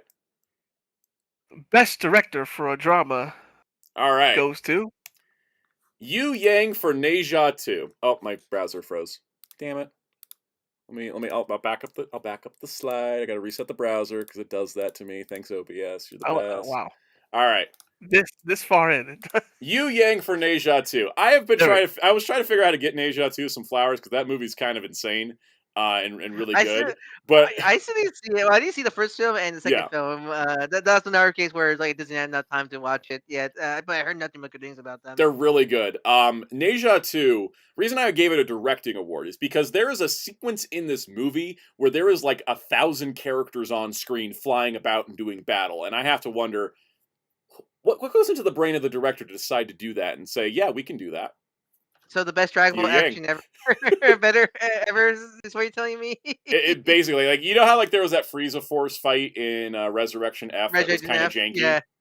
Yep. Imagine if that was done well. That was Neja 2.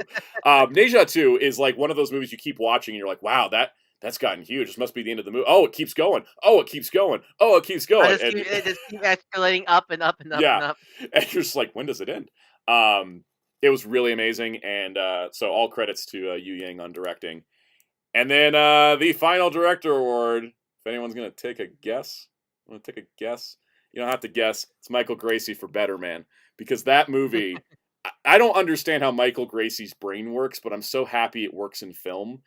He has made 2 movies. He has made The Greatest Showman, and he's made Better Man. And now he's working on live-action Tangled. And I don't care for live-action Disney remakes, but I will be seated for Michael Gracie-directed live-action Tangled day one. You're just praying. You're just praying Disney does not screw him over. Like you're like let exactly. his vision through. I was just like, let him cook. You're gonna get the best live-action remake of all time. But no, the thing with Better Man is that it's because it is that drama, musical, biopic like combination with the CGI chimpanzee. See that vision through is just amazing. Like the thing that blows my mind about that movie is the big musical number that is a good one to point to is like, look at this movie, is the rock DJ sequence on Regent Street, which they shot on Regent Street in London. But they didn't film the entire thing there. It is shot as a one-take musical number, whereas there's no cuts. And yet, the interiors of the buildings they go into was shot in Melbourne, Australia, where the rest of it was shot in London. And I've watched a ton of behind the scenes on it, and I still don't comprehend how you even, like, come up with that idea and then plan it out perfectly in an animatic stage so you can shoot it so it goes together so seamlessly that you can't tell that it was shot in 2 different countries 6 months apart. I mean, we're talking about like one of the most insane directed scenes, the goddamn concert scene where where it became a Planet of the Apes movie. Yes, the Nebworth monkey fight, as I call it. It's insane, and it's just like, and you look through it, you could frame by frame this movie, and you're just like, how did you figure out how to do that? Or the She's the One dance number on the boat that becomes a montage of their life together. How do you even come up with that to make it? Is like my question, and so like Michael Gracey's like that kind of director, where I'm like, please keep working because like keep doing musicals. Also, all the boy band stuff also, like from the when I just like the concert, but when then like the sex bars, yeah, they go wild with those. They go wild. It was so funny. I was listening to an interview with the actors that played Take That, and they were like, that was the most uncomfortable scene when all the girls start like jumping on us because we're like, we don't know these women. These women don't know us. Do these women want to be jumping all over us? But yeah, no, and they did such clever stuff too in production. Like the big musical number would Take That, which was Relight My Fire. It looks like a huge crowd of people. And it's like, okay, yeah, you can VFX in a crowd of people inside an arena, right? That was an actual arena of people. Michael Gracey was like, hey, Robbie, could you come perform a concert in Australia? I need footage of a crowd. And so they just had a concert with an entirely real audience and then filmed the scene with the real audience there. And like this guy, crazy. This is more like set. I think it's good more to set stuff, but like props to the people for the Robbie's destroyed mansion. Like, like it was just a mess everywhere. Like you got like essentially the crash out scenes. Like when there's a reason that the fandom turned the crash out scene into a GIF. Yeah, like those, but also like him spiraling down the staircase, like such a wonderful. Again, that whole sequence where he's in that what's the song when he's in the car? Come Undone. Come Undone. Love that sequence so much. Like that the song, the visuals, like and how it ends when he's in the water, like crashes into the water, him drowning with all that doubt and fears of him looking up, seeing a frozen over lake, pounding on the ice for help, and all that comes through his cameras, and people just snapping photos of him instead of actually helping him. It's an insanely good visual. That was because I was watching the movie, I was like, wow, this is really good, and then I got to the Come Undone scene, I was like, this is like the greatest movie of all time. Oh my god. Like, it was one of those like moments. So, we have one more category, which was inspired by Ryan last week, called the Soundout Award, which is the most Soundout-coded movie of the year. I picked 3. How fitting that ends with you saying, give me 3. It actually worked out pretty great. So this is a award of movies that are like, wow, was this made for me? Obviously, it wasn't made for me, but like, it feels that way. So first up, it's Soundout coded. Soundout coded. Oh, you got the Planet of the Apes VFX team to do a biopic about a musician that's a high-class fantasy musical by the director of The Greatest Showman. That's also a drama that goes into the life of an entertainer. Yeah, that sounds like it's for me. So yeah, Better Man's my first award winner for this. Cause like, I didn't know who Robbie Williams was before this movie, but this is like one of my favorite movies of all time. You were just like, funny monkey. I was like, oh, the Planet of the Apes guys did a biopic? That's interesting. And then like I saw the Rock DJ sequence, I was like, you did it as a single take? Because I love single take shots. Sinners has a ton of those too, if anyone's wondering where a bunch of bias comes from. But then actually watching the movie, I was just like, oh, it hits. It's funny because not being an alcoholic and not being a cocaine addict, I somehow saw myself in the alcoholic cocaine addict monkey. I know, right? It's what Better Man's It's because if you're somebody like it's at its core probably a movie about depression more than anything. You know, I think it's like that's the part I connect to Yep. is the depression, the anxiety, the stage fright. Yeah, because I tell you, watching the film, it was like it's a great film, but I bet I can watch it again because I see myself sometimes in it. Yeah. And again, not in the drugs and coke and all that stuff, but just Soundout. Like you're doing everything wrong and everything like that. You're laying the fans down. It does give you a great visual of like, are you going to let the monkeys yelling at you from the crowd stop you? It's giving me a mental visual to work with, you know? Yeah. No, it's incredible. I actually have not watched the movie all the way through a second time because the middle sequence of the movie, the funeral scene, I can't do it. I can't do it a second time. I was going through the movie because I ended up like going down the rabbit hole of all the Robbie Williams music, and then I went down the rabbit hole of all the Take That music. And I was like, I need to rewatch the parts of this movie with Take That. Which was very accurate and very well cast. And then I was like, okay, let me watch the rest of this movie. And then I just like stopped at a certain point and then just skipped forward to the monkey fight. The scene where the scene would Take That where they're singing, but Robbie's on the floor drunk, and like I was like, oh, I was cringing because like, oh, it's like this is gonna go bad. Luckily, that didn't happen in real life. That was a little dramatized. But there was a MTV performance they couldn't do because Robbie was too drunk from the night before. So it was inspired by true events, but he didn't pass out on stage. But still, it's like in the context, it's like in the movie, you're just like, oh no, this is gonna go bad. Also, the thing that I find interesting about the film as well, and this is just a side note because I've been rabbit holing on this stuff. Gary Barlow in the movie is portrayed as kind of a dick. As the leader. Oh, the manager, yeah. Well, the manager, but also the lead singer, Gary Barlow, is the songwriter. Oh, yeah. He's portrayed as kind of a dick in this movie, and I was like, man, does Robbie not like Gary? No, he loves Gary Barlow now. They all settled their differences.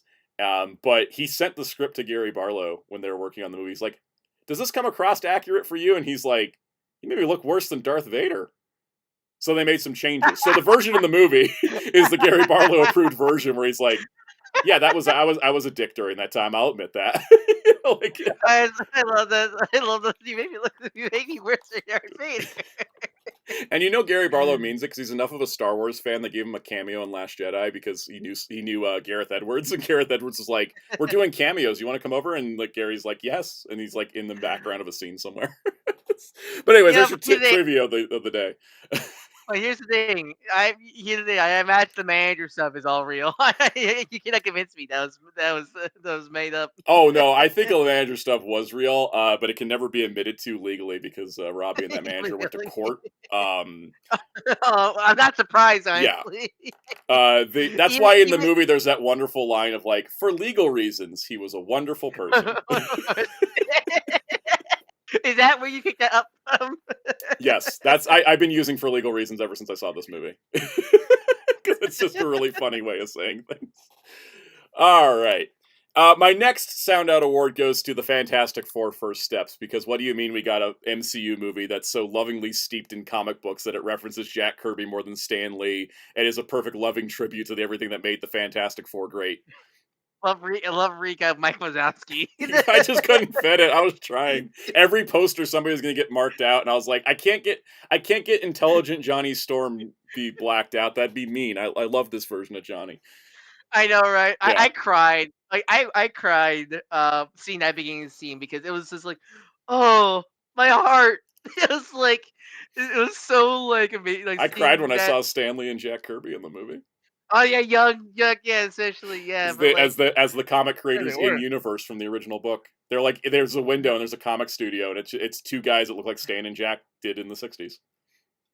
And I'm so like, that's Kirby the coolest thing ever. And then the ending of the movie, they ended with the Kirby quote. It's such a Kirby. It's such a Kirby-tastic film. And then we get our stupid Robert Downey Jr. Dr. Doom instead of a sequel to this, and that's what makes me mad. I know. That makes everything worse for Doomsday. We get this, and then we're getting Doomsday next year. I know. And then the last pick in this category, Frankenstein. Yep, one of my favorite directors adapted one of my favorite things ever. Okay, of course it's getting an award, guys. Like,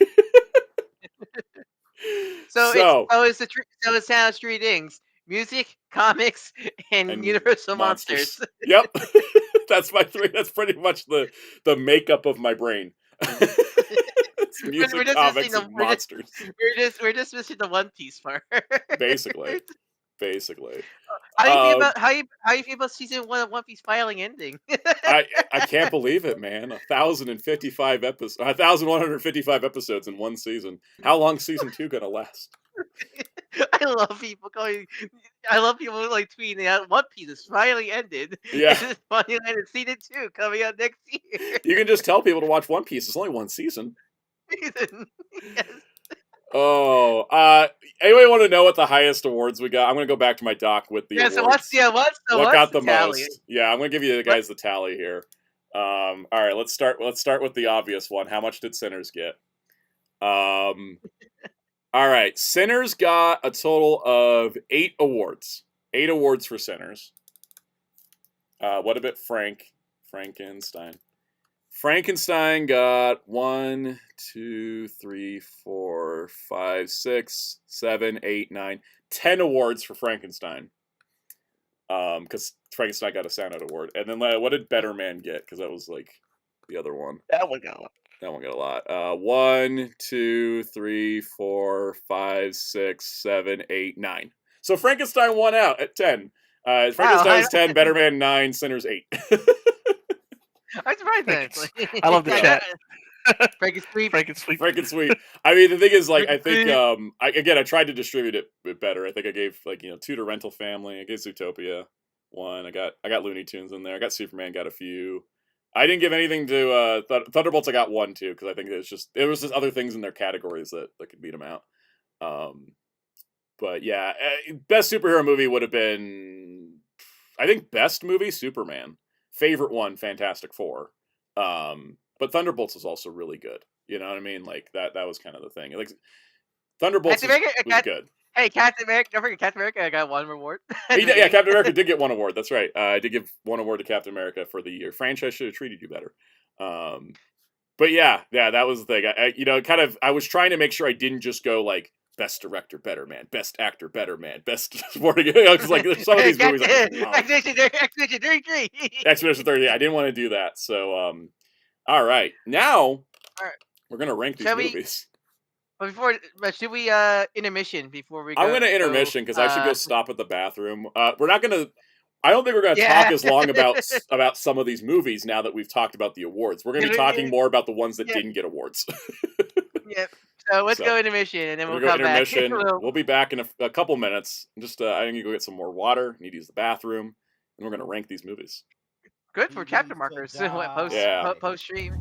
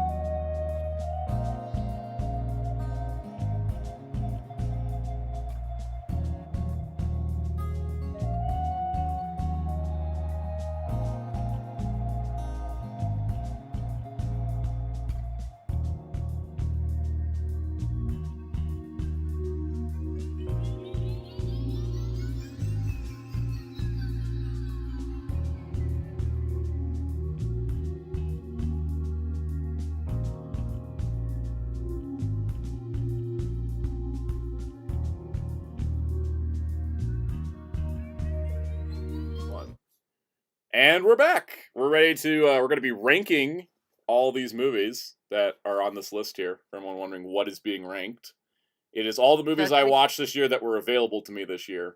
And there's 41 of them. One's technically a compilation movie, and I don't even know why it's on the list technically. I didn't realize it. Yeah, that's what. I was like, cause when I was watching the films to get impression. I was like the checkbox of like, all right, which one to watch? I practically checkbox Titan Array because like I already watched season 1 in the manga, so like. Yeah, it's the same thing. It's just shorter. Yeah. It's not even the full first season. It's only the first 10. Yep. All right. So are we gonna go in order? Should we go in order of that list? We're gonna go in order of that list. It's the way I ordered. I guess I can turn. Can I? I want to leave the awards up. I'm gonna leave the awards image up because I appreciate it. I mean, it's still about the rewards. It's rewarding of what because there wasn't a best film category, if you guys noticed, because we're doing this instead. But yeah, that's it. Even though Better Man, Sinners, and Frankenstein were the top 3, doesn't mean that those was it Sinners got the most, right? Frankenstein got the most. Frankenstein was 10. Frankenstein got the most. Yeah. Doesn't mean Frankenstein is Sound's favorite movie. Right. So basically, we were gonna do this last year and the years before. We've done a S tier, A tier, B tier, etc. I feel like I've already done that on my letterbox this year. I've reviewed every movie I watched this year, all 210 of them, or 208, something like that. I've ranked all these movies and given them star ratings. So wait, can you order it? Can you order from highest rated to lowest rated? Yeah, I think I can. What is the lowest rated film you want? I'm actually curious. Sort by your rating lowest first. Okay. Oh, The Perfect Furlough, which was this really terrible Jerry Lewis movie. I watched that. That's from 1958. Let me see what's the lowest ranked of this year. Oh, lowest ranked of this year is Lilo and Stitch with 1 star. How do I do that again? Makes sense. I just went to my diary and then just sorted. I sorted by my rating under diary. That being said, I think I'd have to. Oh wait, let me go to the films tab. Why is Doc Savage the Man of Bronze? It is so awful. I don't even want to start. No. I'll make it simple. It's the most awful adaptation of one of the most coolest kick-ass pulp characters. Yes. Okay. Yeah, I love that character, but yeah. Letterboxd doesn't have like a nice wrap, so I'm just gonna do it like this. So you go to the film, like it's the films tab, and then you can see all your rankings. So all my half-star movies are Justice League Crisis on Infinite Earths Part 3, Perfect Furlough, Justice League Warworld, Justice League, New Mutants, Twilight Axis's compilation movie, The Flash, The Amazons movie, Doc Savage gets a 1 star, Madam Web, Crisis Part 2, Star Trek Nemesis. Star Trek Nemesis is not a 1 star movie, I just hate the production behind it. So, anyways, there's a lot. I have a lot on my Letterboxd. I've rated these things with stars. So what we're going to be doing is vibes. But it's going to be a top 10 ranking, and then a loved it, liked it, could have been better, and trash, because I'm not afraid to call a movie trash. So we're going in order of how when I watched them. All right. First off, as well as the Girl and Vengeance Most Foul. That's easily a loved it. I don't think it's a top 10 contender. But I loved it. It might be a top 10. Actually, it's a top 10 contender. I don't know if it's going to make it, but anything that's a top 10 contender doesn't make it, we'll just go into loved it, because, loved it. I'm going to do what you said last night. I'm lowering my score to 300.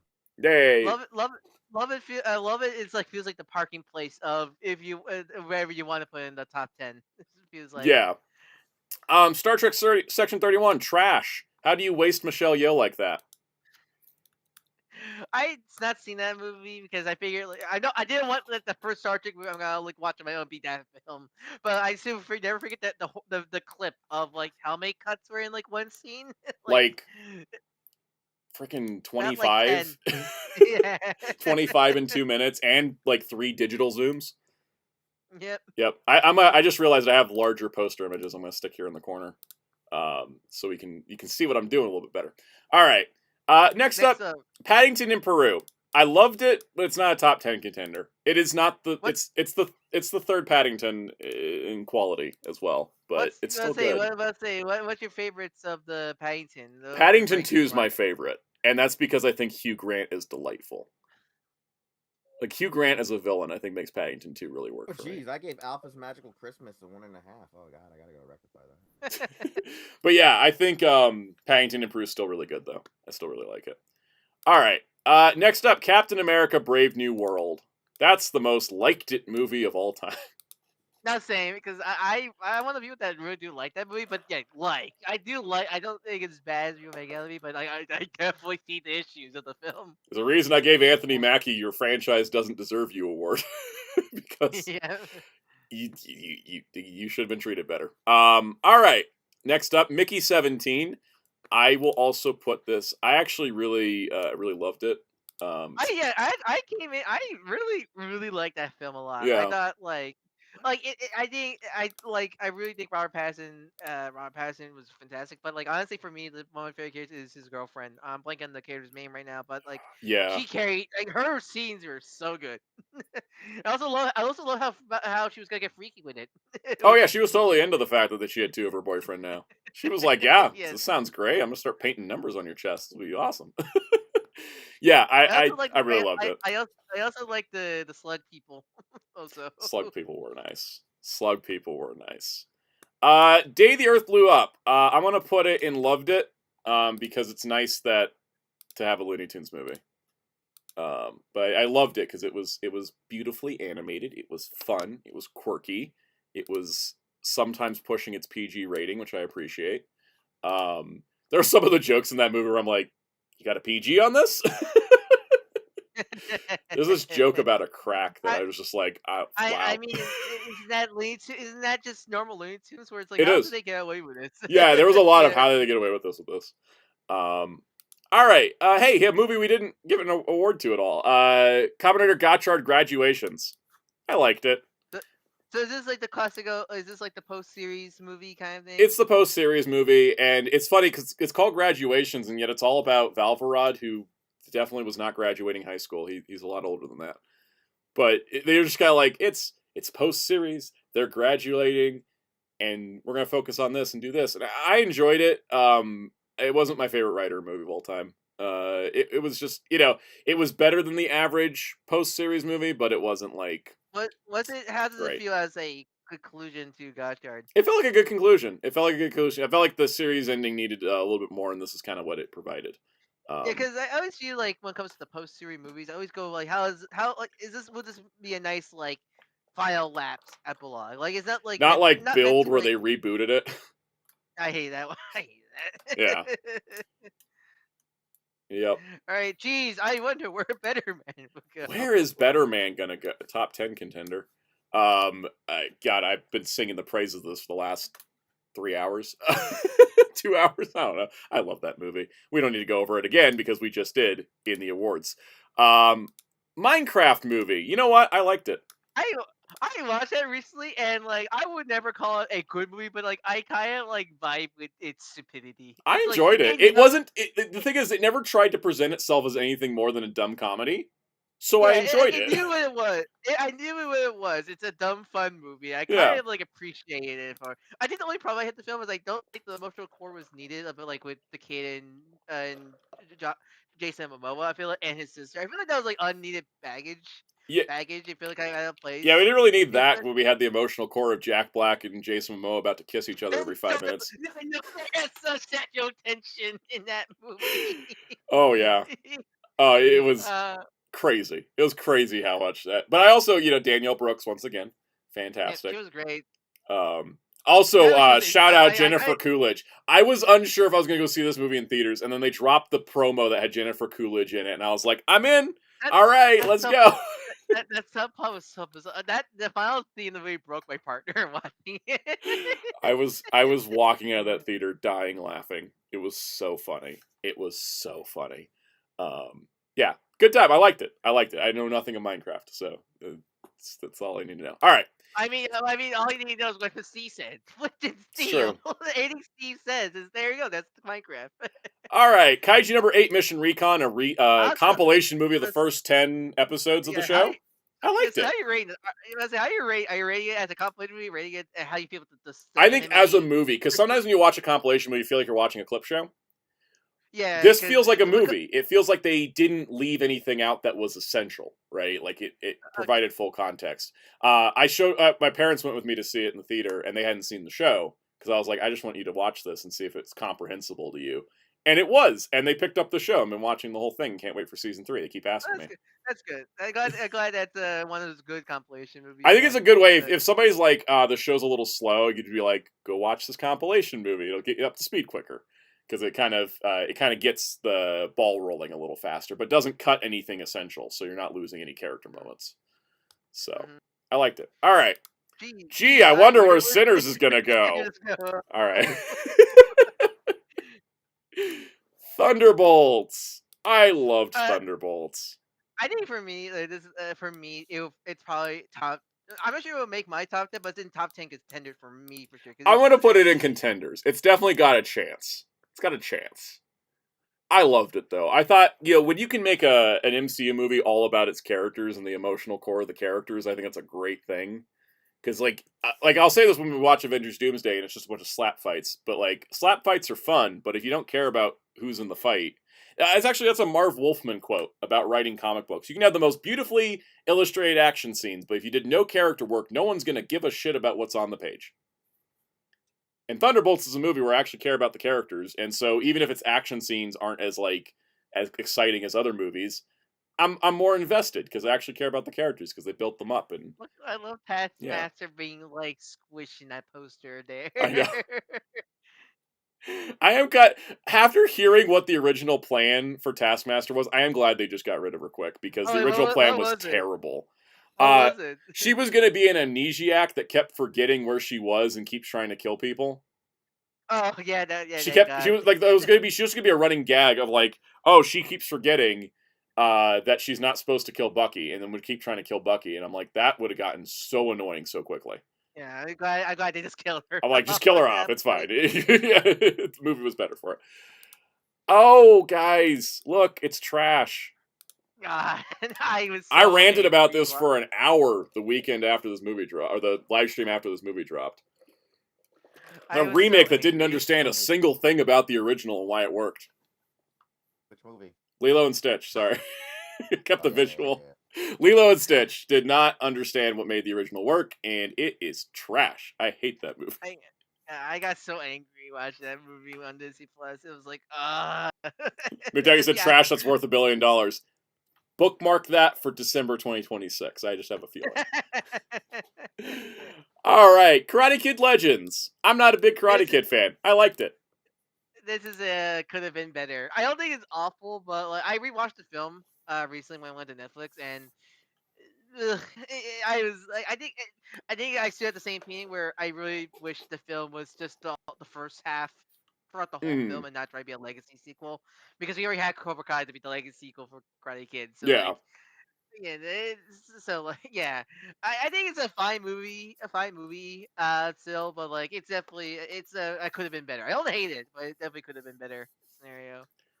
I'm also gonna put the ballerina and liked it. I didn't actually watch the John Wick movies. Weird as that sounds, but yeah, it's kind of weird. You think it'd be like up your alley, honestly.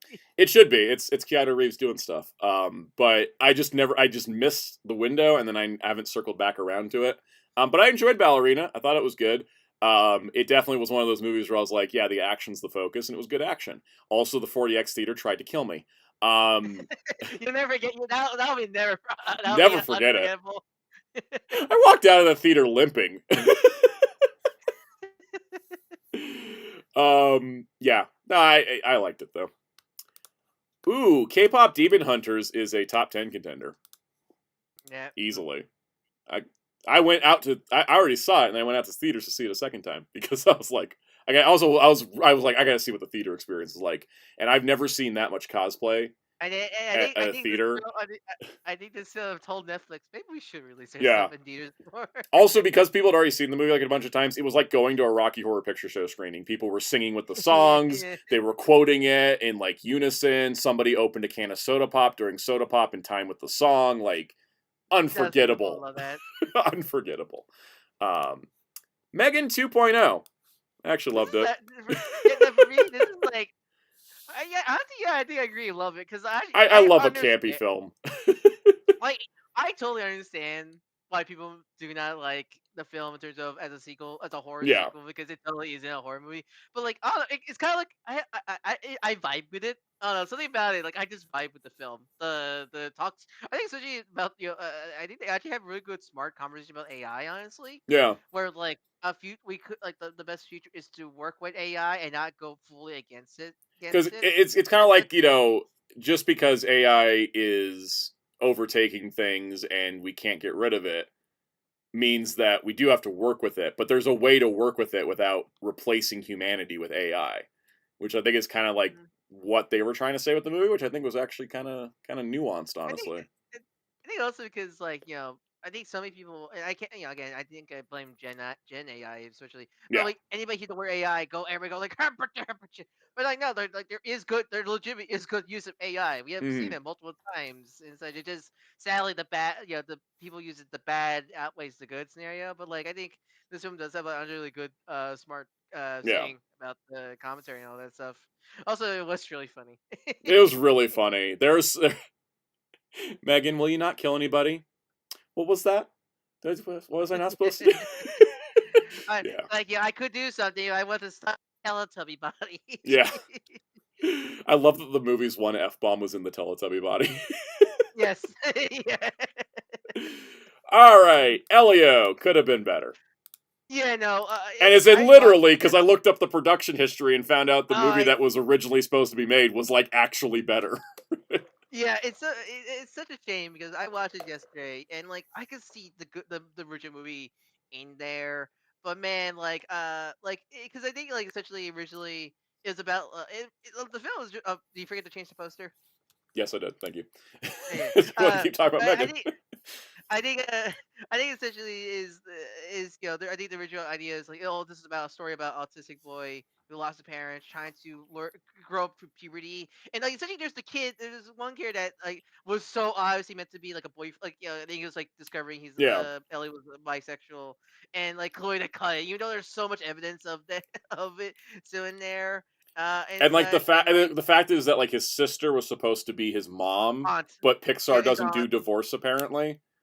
yeah Which is so a I studio really mandate now, and I'm like, what? I really hated how they treated the aunt character or just the parent. Like man, as I really the bad parenting in this movie is legitimately made me kind of mad Yeah. because holy crap, you do not treat a kid as not only is probably on the autism spectrum but also lost his parents this way. It's really cruel, honestly. I really hated Also, that. the ending of the movie is, like, sweet, because it's like, oh, we saved Earth, and I'm like, yeah, your sister's gonna get thrown in jail immediately.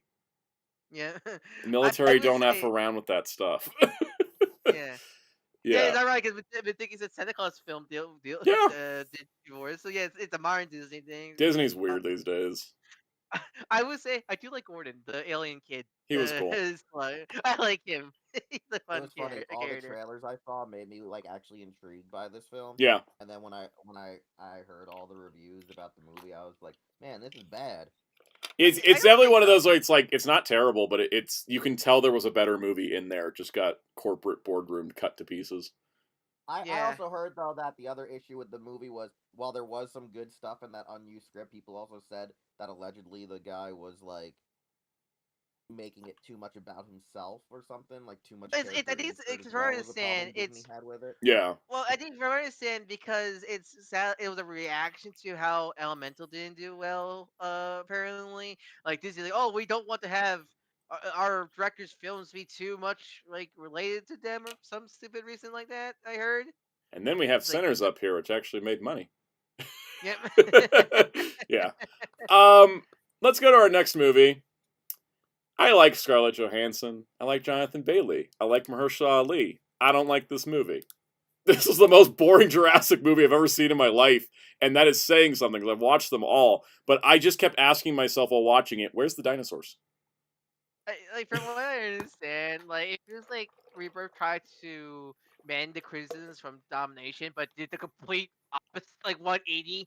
Yes, From what I understand. they were like, "Oh, let's not have a world full of dinosaurs. Let's have like 5 dinosaurs." And they kept going on about like, "Look at these mutant dinosaurs." I'm like, "Look, you show me a T-Rex with stripes. I'm not gonna think it's a mutant dinosaur. I just think that's Greymon." Yeah. Like I want actual mutant dinosaurs. I was like That expecting like two-headed raptors with wings or something. yes. I got Like, T-Rex with stripes. give me like Smart Devil from Agents of Hate. Agents of Hate, for example. Yes, or there was another thing is that like they were like, oh, we did the river raft scene from the book that we cut from the first movie that became the ride. I'm like, okay, and then I watched the movie. I'm like, so where was that? Yeah, You didn't do it. It's kind of from what it's saying. They're like raft plus T-Rex means that scene, right? I'm like, no, that was a chase. It was a chase scene. It really feels like a film made for community from what I understand. Oh, absolutely. Isn't there like pretty much a baby goat Grogu in this film? There is. There's a little tiny dinosaur, and I was like, you cannot take that off this island. Stop getting attached to it. How about a better movie? Top 10 contender Superman. For all the shit I give James Gunn, he delivered a Superman movie for us. You know? I loved it. I rewatched it yesterday. I think the only problem I do have with the film, as is now known, is the Jimmy stuff with the Jimmy stuff. Like it's just a thing. 'Cause I think any scene that is not related about Jimmy's relationship, I think he's great. But everything related to his relationship with Alexa's girlfriend is like, why you're like this, Jimmy? Come on, you're decent. It's such an old James Gunn clawing out, trying to make it through. Yeah. I loved it though. So I don't need to say Fantastic Four is in the top 10 contention, because it is. I've been talking about this already. We can move on. All right, Bad Guys 2. Oh, that's also a top 10 contender. My God. That's why I said the top 10 is going to be hard, because like Bad Guys 2, we gave it a bunch of awards for a reason, because it's fantastic. All right, The Naked Gun. Not 4.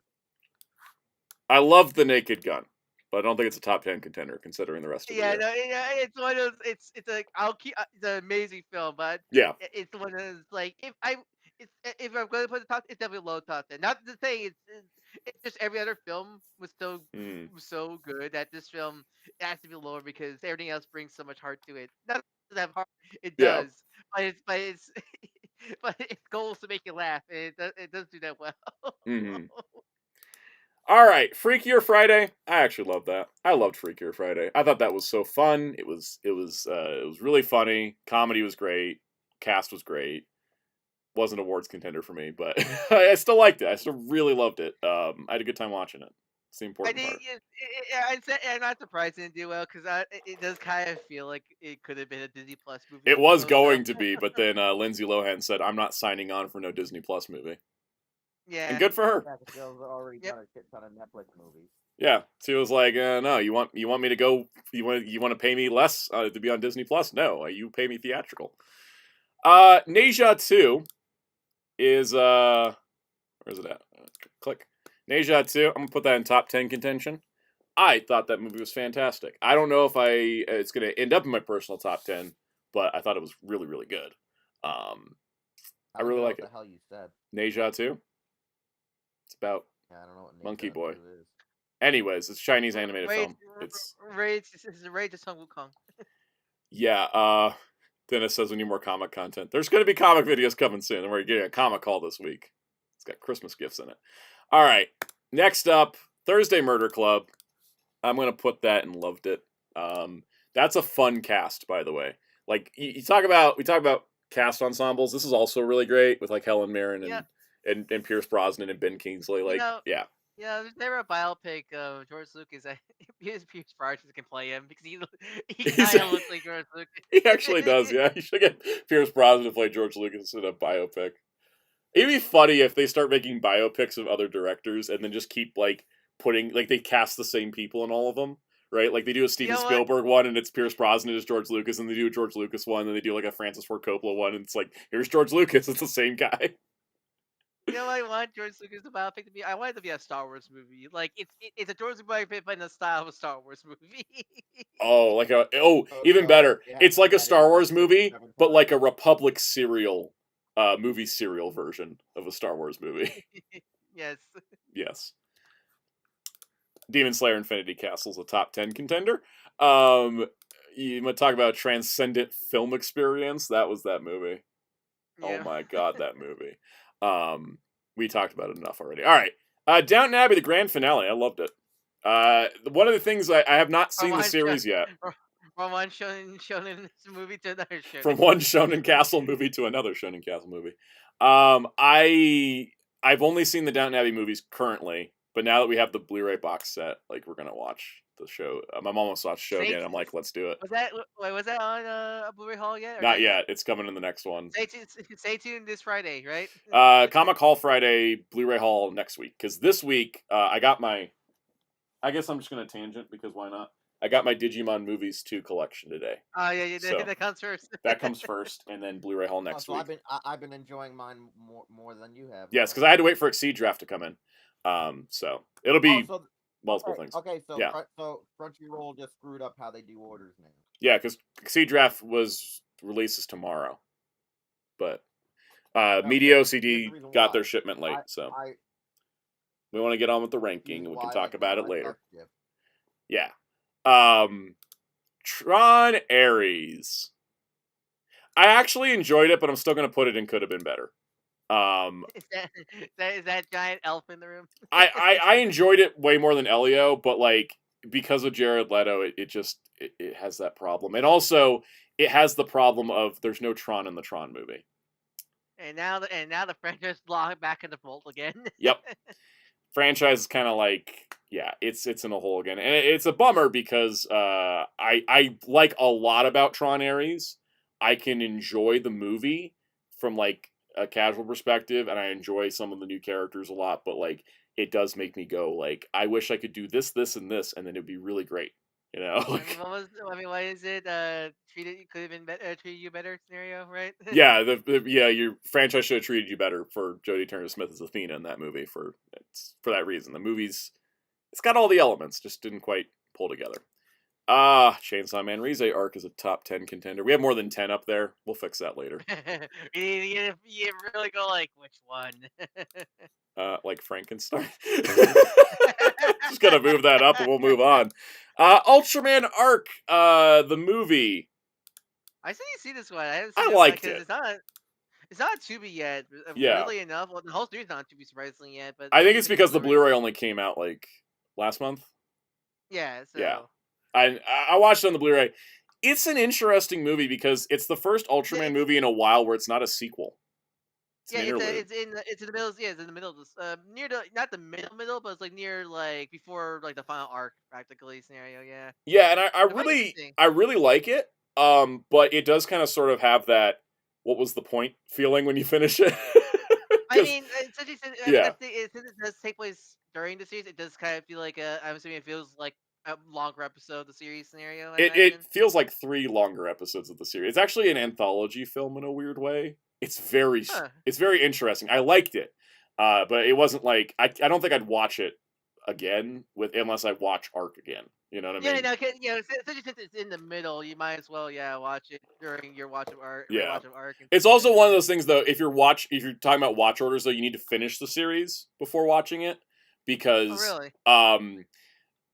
minor spoiler, but like, okay, so yeah, Blade Raider said doing better than Blazar's movie that spent the first 20 minutes recapping the entire show. Blazar movie was trash. But I've gotten colder on the Blazar movie. But the thing is, they do that. They start recapping Arc, and they recap all the way to the end of the series, and then they rewind to tell you where it takes place. Okay. So that's it. You do need to see the whole show, and also some of the character arcs make more sense if you've seen the whole show. So like, you can't just slip it in. Running Man. I liked it. I thought about it. I really liked it coming out of the theater. It's not as good as like I had the high of watching it, and then after a little bit, I'm like, yeah, okay, it was good. It was not like amazing, but I liked it. Also put Coleman Domingo in everything. He didn't have a big enough part in any of these movies to give him an award. He had like 5 seconds of dialogue as a Cowardly Lion. He was in this movie for 15 minutes. I'm like, I want to give you an award for something, but we're not there yet. Maybe next year. Yeah, liked it. Rental Family, loved it. That was definitely a loved it. Definitely loved that movie. We already talked about it with the awards as well. So, Dennis says, how do you have time to consume so much content, movies, comics, video games? Careful balance, and that's also why I haven't finished a video game in like 3 months. I let video say sacrifice. Also, I just realized something. Back to Yes. Ultraman. We're not getting. I guess we're not getting an Omega movie No, we're because not. like They we. said they. I think the producer of Ultraman was like, "We don't know how to keep writing these movie stories," and they kind of feel like, and Bandai thinks they're a waste of money because we don't make toys for them. Yeah, yeah. I They think that's said the because movies were a waste of time, I think and else. art failings in I, China supposedly screwed them out of a movie. yeah, cause Yeah. I'm not surprised. Yeah, cause what I seen is from the Chinese merchandise, like Blazer did well, but Arc didn't do well from what it looks like. It looks like Omega's doing Yeah, well. no, Arc is hilarious because she with like environmentalism, like it was like too in your face rather than being subtle. Yeah. Well, it looks like Omega's doing better, but yeah, I'm not surprised. And since they're doing the Zero movie, I guess it looks like they're they want to pivot back to doing more movies instead of just like show tie-in movies. Yeah. All right. Well, Wicked for Good is That a would be top fun 10 if they're contender. actual epic theatrical films. Yeah. Wicked for Good is a top 10 contender. Which even though I think it, I didn't give it as many awards, but I still gave it like 5 awards. I don't know what I'm talking about. Moving on. Zootopia 2, loved it. Not a top 10 though, but I loved it. I thought it was great. Was that one of almost top 10? It's an almost Kev? top 10. It's an almost top 10, but I think I can only put one furry movie in the top 10. If it is, bad guys. Five Nights at Freddy's 2, trash. Yeah, that I was like, oh, good, but no, like it really, Trash. yeah, it's one of those like I want it to be. I think it's not cool, but I want it to be better. I want it to be films. better is a great way of putting Yeah. it, for sure. Let's see. I Wake saw Up. a scene from that movie where it like felt like it was directed by like SNL guys because it felt so much like a parody. It was like so bad. I There's couldn't a It's lot. watch funny I it. mean, because that's not even the problems I have with the movie. It's all in Someone help writing and us. performance. yeah. All right. Wake Up Dead Man. I'm putting loved it. I don't think it's a top 10er just because I'm looking at the top 10 potential, but Every time he say the, I keep thinking he's like, oh, they finally made a movie about Dead Man for DC Con. I Oh wait, know. no, it's fine. It's You know, not the out. thing is Wake Up Dead Man's funny too because Jeremy Renner's in it. Oh, really? It's like, what is the title about him? Because like he was legally dead for a few minutes and then he woke up.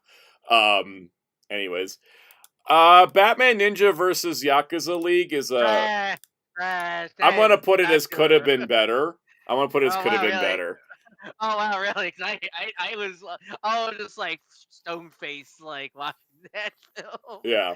I just to me the film like it feels like they treat the word yakuza like a noun. I hated that. Like Yes, I do.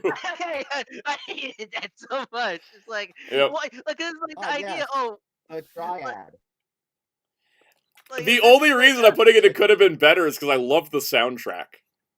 that.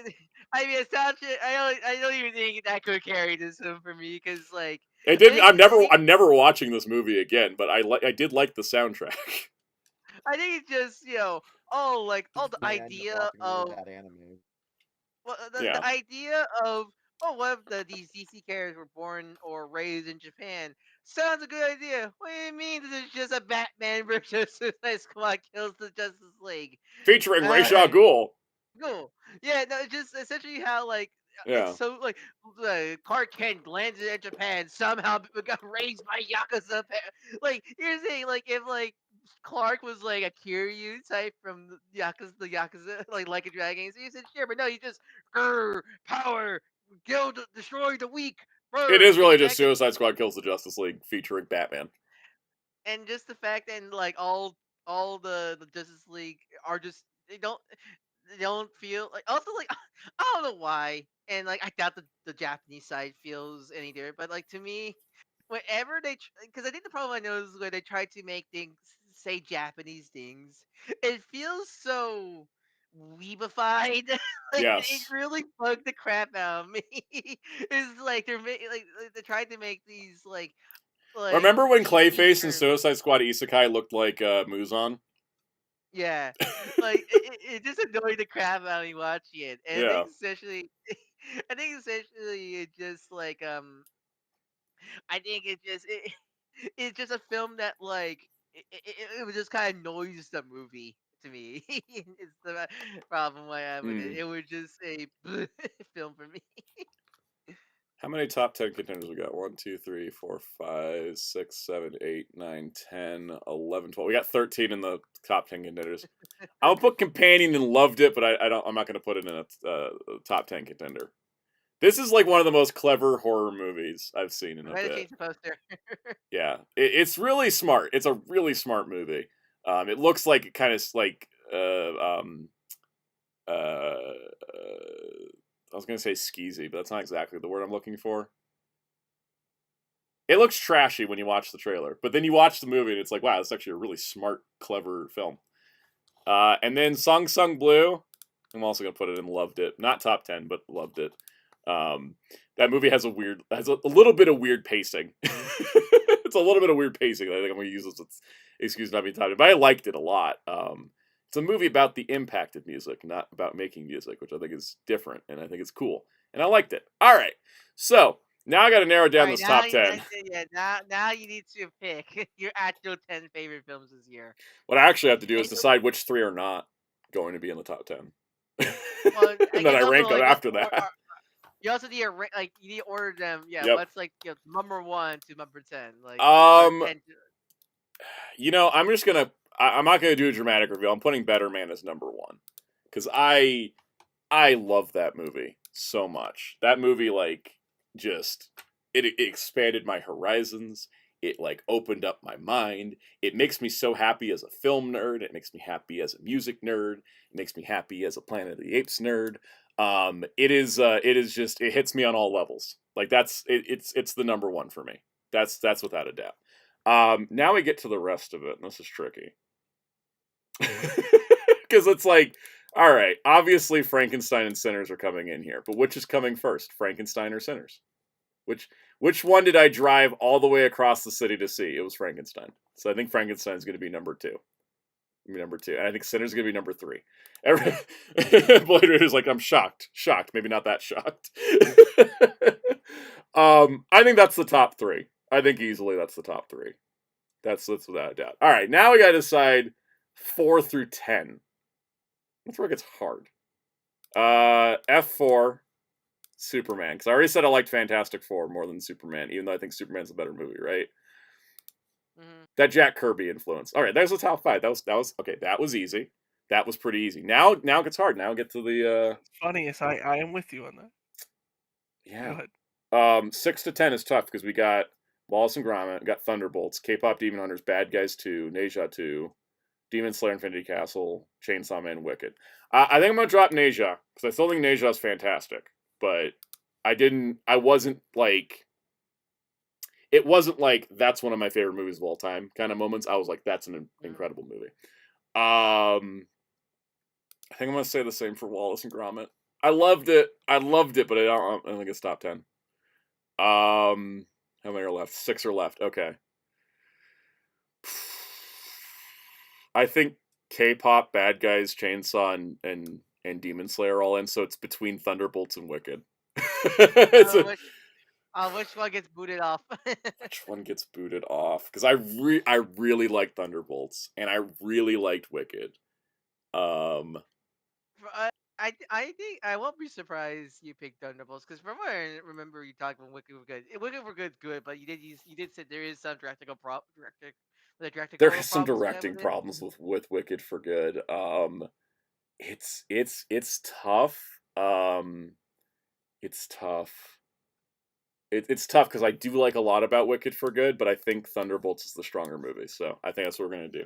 I think Thunderbolts for me takes it because even when I was thinking Wicked for Good, because I think that was the film I was not looking forward to at all. Thunderbolts was the movie where I was like, this is a sucky premise, and then they made it, and I was like, this is a great movie, and I think that gets a lot of credit for that. So, yeah, everything that's in the Loved It, I still loved. It's just I'm trying to nail down a top 10. That's why I don't usually do top 10s. They're hard. Now, all right. Now you have 5 remaining. So what will be what's gonna be in order? Bad Guys 2. Yeah, it's such an amazing film. Demon Slayer Infinity Castle. K-pop, Rize, Thunderbolts. Am I happy with that? I'm not sure. Let's see. Let me think about this. Okay. Yeah, top 5's a lock. I have no problem with the top 5 being in that. I also made Fantastic Four the 4th one. I didn't do that on purpose. Say that again. I didn't do that on purpose, but Fantastic Four is ranked number 4. Say that. Say that. Oh no. Bad Guys I resonated with a whole lot, and I think that's what's gonna keep it there. God, God. So the one scene I like, me and my friends were like, God, I hate this. Is when Spider was getting the just like, so there's a gap in your resume. I'm like, Oh my ah. God, I was like, oh my God, because I was trying to work in film for years, and so I have a huge gap in my resume, and every time I went to a job interview, it was like, what's this gap in your resume? I was like, trying to work in the film industry, and they're like, why didn't you write that down? Because I didn't actually work. God, that was the most like relatable thing there. A movie that starts with people trying to job hunt, immediately relatable. Yeah, that's why it's staying there. A Demon Slayer was like just a transcendent experience. I didn't know an anime movie could be that good. that's my I think I walked out of Demon Slayer. I was like, I didn't know an anime movie could be that good. I love the recent Dragon Ball movies, but Toei, step up your game. I keep doing more of those. Is the answer, I think. Yeah, like I walked out of that movie. I was talking to somebody, and I was just like, Dragon Ball needs to hire somebody from UFO Table. Oh my God, that'd be sick. That would be incredible. I was like, I mean, I think Akiza shows you could do all the crazy stuff with hand-to-hand combat. yeah. Say that. And like, it's oh God, I can't wait for part 2. K-pop Demon Hunters is next, because I became a K-pop fan now because of this movie.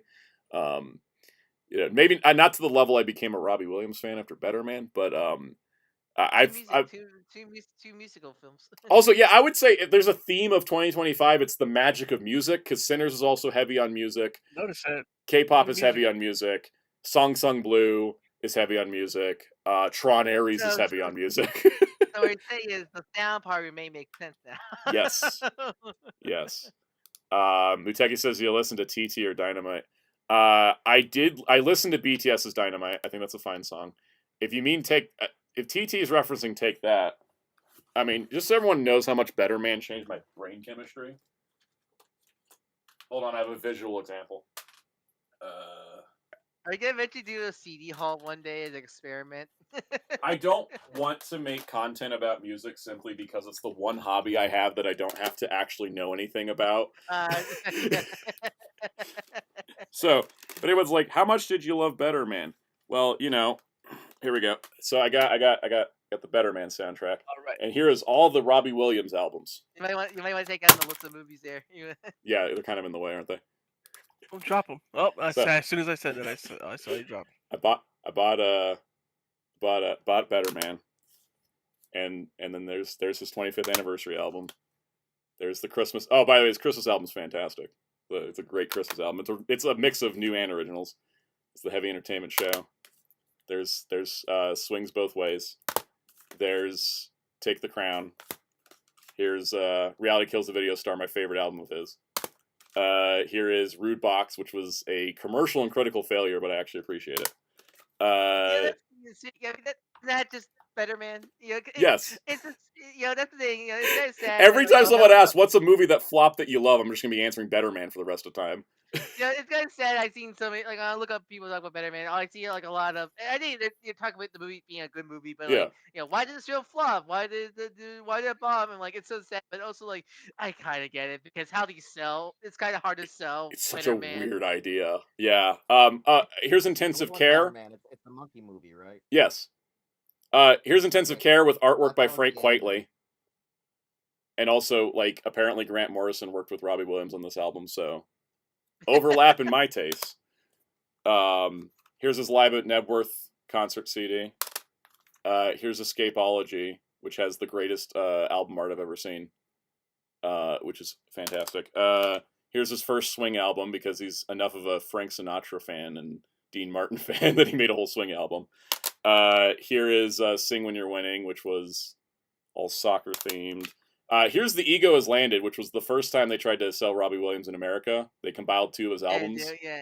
Yeah, I mean, that's why the film didn't do well. Yeah, nobody knows who he is over here. Yep. I only know him of that one song that I didn't even know was also a Kylie Minogue song. Looking at GTA 5. Didn't they collaborate? Yeah, they collabed. It was Kids. It's on Sing With Your Winning. It's like track number 4. She asked him to write It's her in a GTA song. 5. That Yeah, song. that's what Yeah, I it's in said. I GTA said 5. Yeah, I no, found out yeah, about that I didn't know recently. that they sung it until GTA 5. I literally said that. Also, fun fact: I recently got The Ego Is Landed from a thrift store locally. It's alright. I wasn't paying attention. I walked into the thrift store, I was looking at the CD That's rack, fair. and I was like, "What do you mean? I found a Robbie Williams there?" Yeah, associate too. Yeah. It's like make it sound like a Pokemon. I found wild Robbie Williams. It was weird. It was very bizarre that I got I've Been Expecting You, and then the 25th anniversary edition of Life Through a Lens, which is the funniest one to show people that have only seen the movie. Because if you see the movie, the poster for the movie is him with all the cameras surrounding him, right? And it's just the Life Through a Lens cover, but they swapped him out for Monkey. So it's like before and after. Anyways, that was how far I went down that rabbit hole. And then I was like, okay, I need to look into the Take That music from when he was part of the group. So Take That and Party, and Everything Changes, and Nobody Else. How deep is this rabbit hole? We're almost done. So I was like, okay, so those are the 3 albums that like Robbie was a part of before he got kicked out of the group. Then Take That returned with Beautiful World, which is actually honestly better than anything they did in their first 3 albums. And then The Circus, which is such a good album and live show that now I'm a fan of Take That. So I kept going. Here's The Circus live. Then Robbie settled his differences with the group, so they did this album called Progress. That's absolutely amazing. And then there's the Progress live album. And then I was like, okay, well, I might as well finish it. So there's Take That 3 when they started only being 3 members because 2 of them left, and Wonderland and Odyssey, the greatest hits, and then This Life. So I've gone fully down the rabbit hole on this. I feel like it's like I can't trying a stick, giant ass stick, going down the hole, and I'm like, how? It's like, wait, what is the stopping point? Where is it? The stopping point is they haven't made any more albums yet.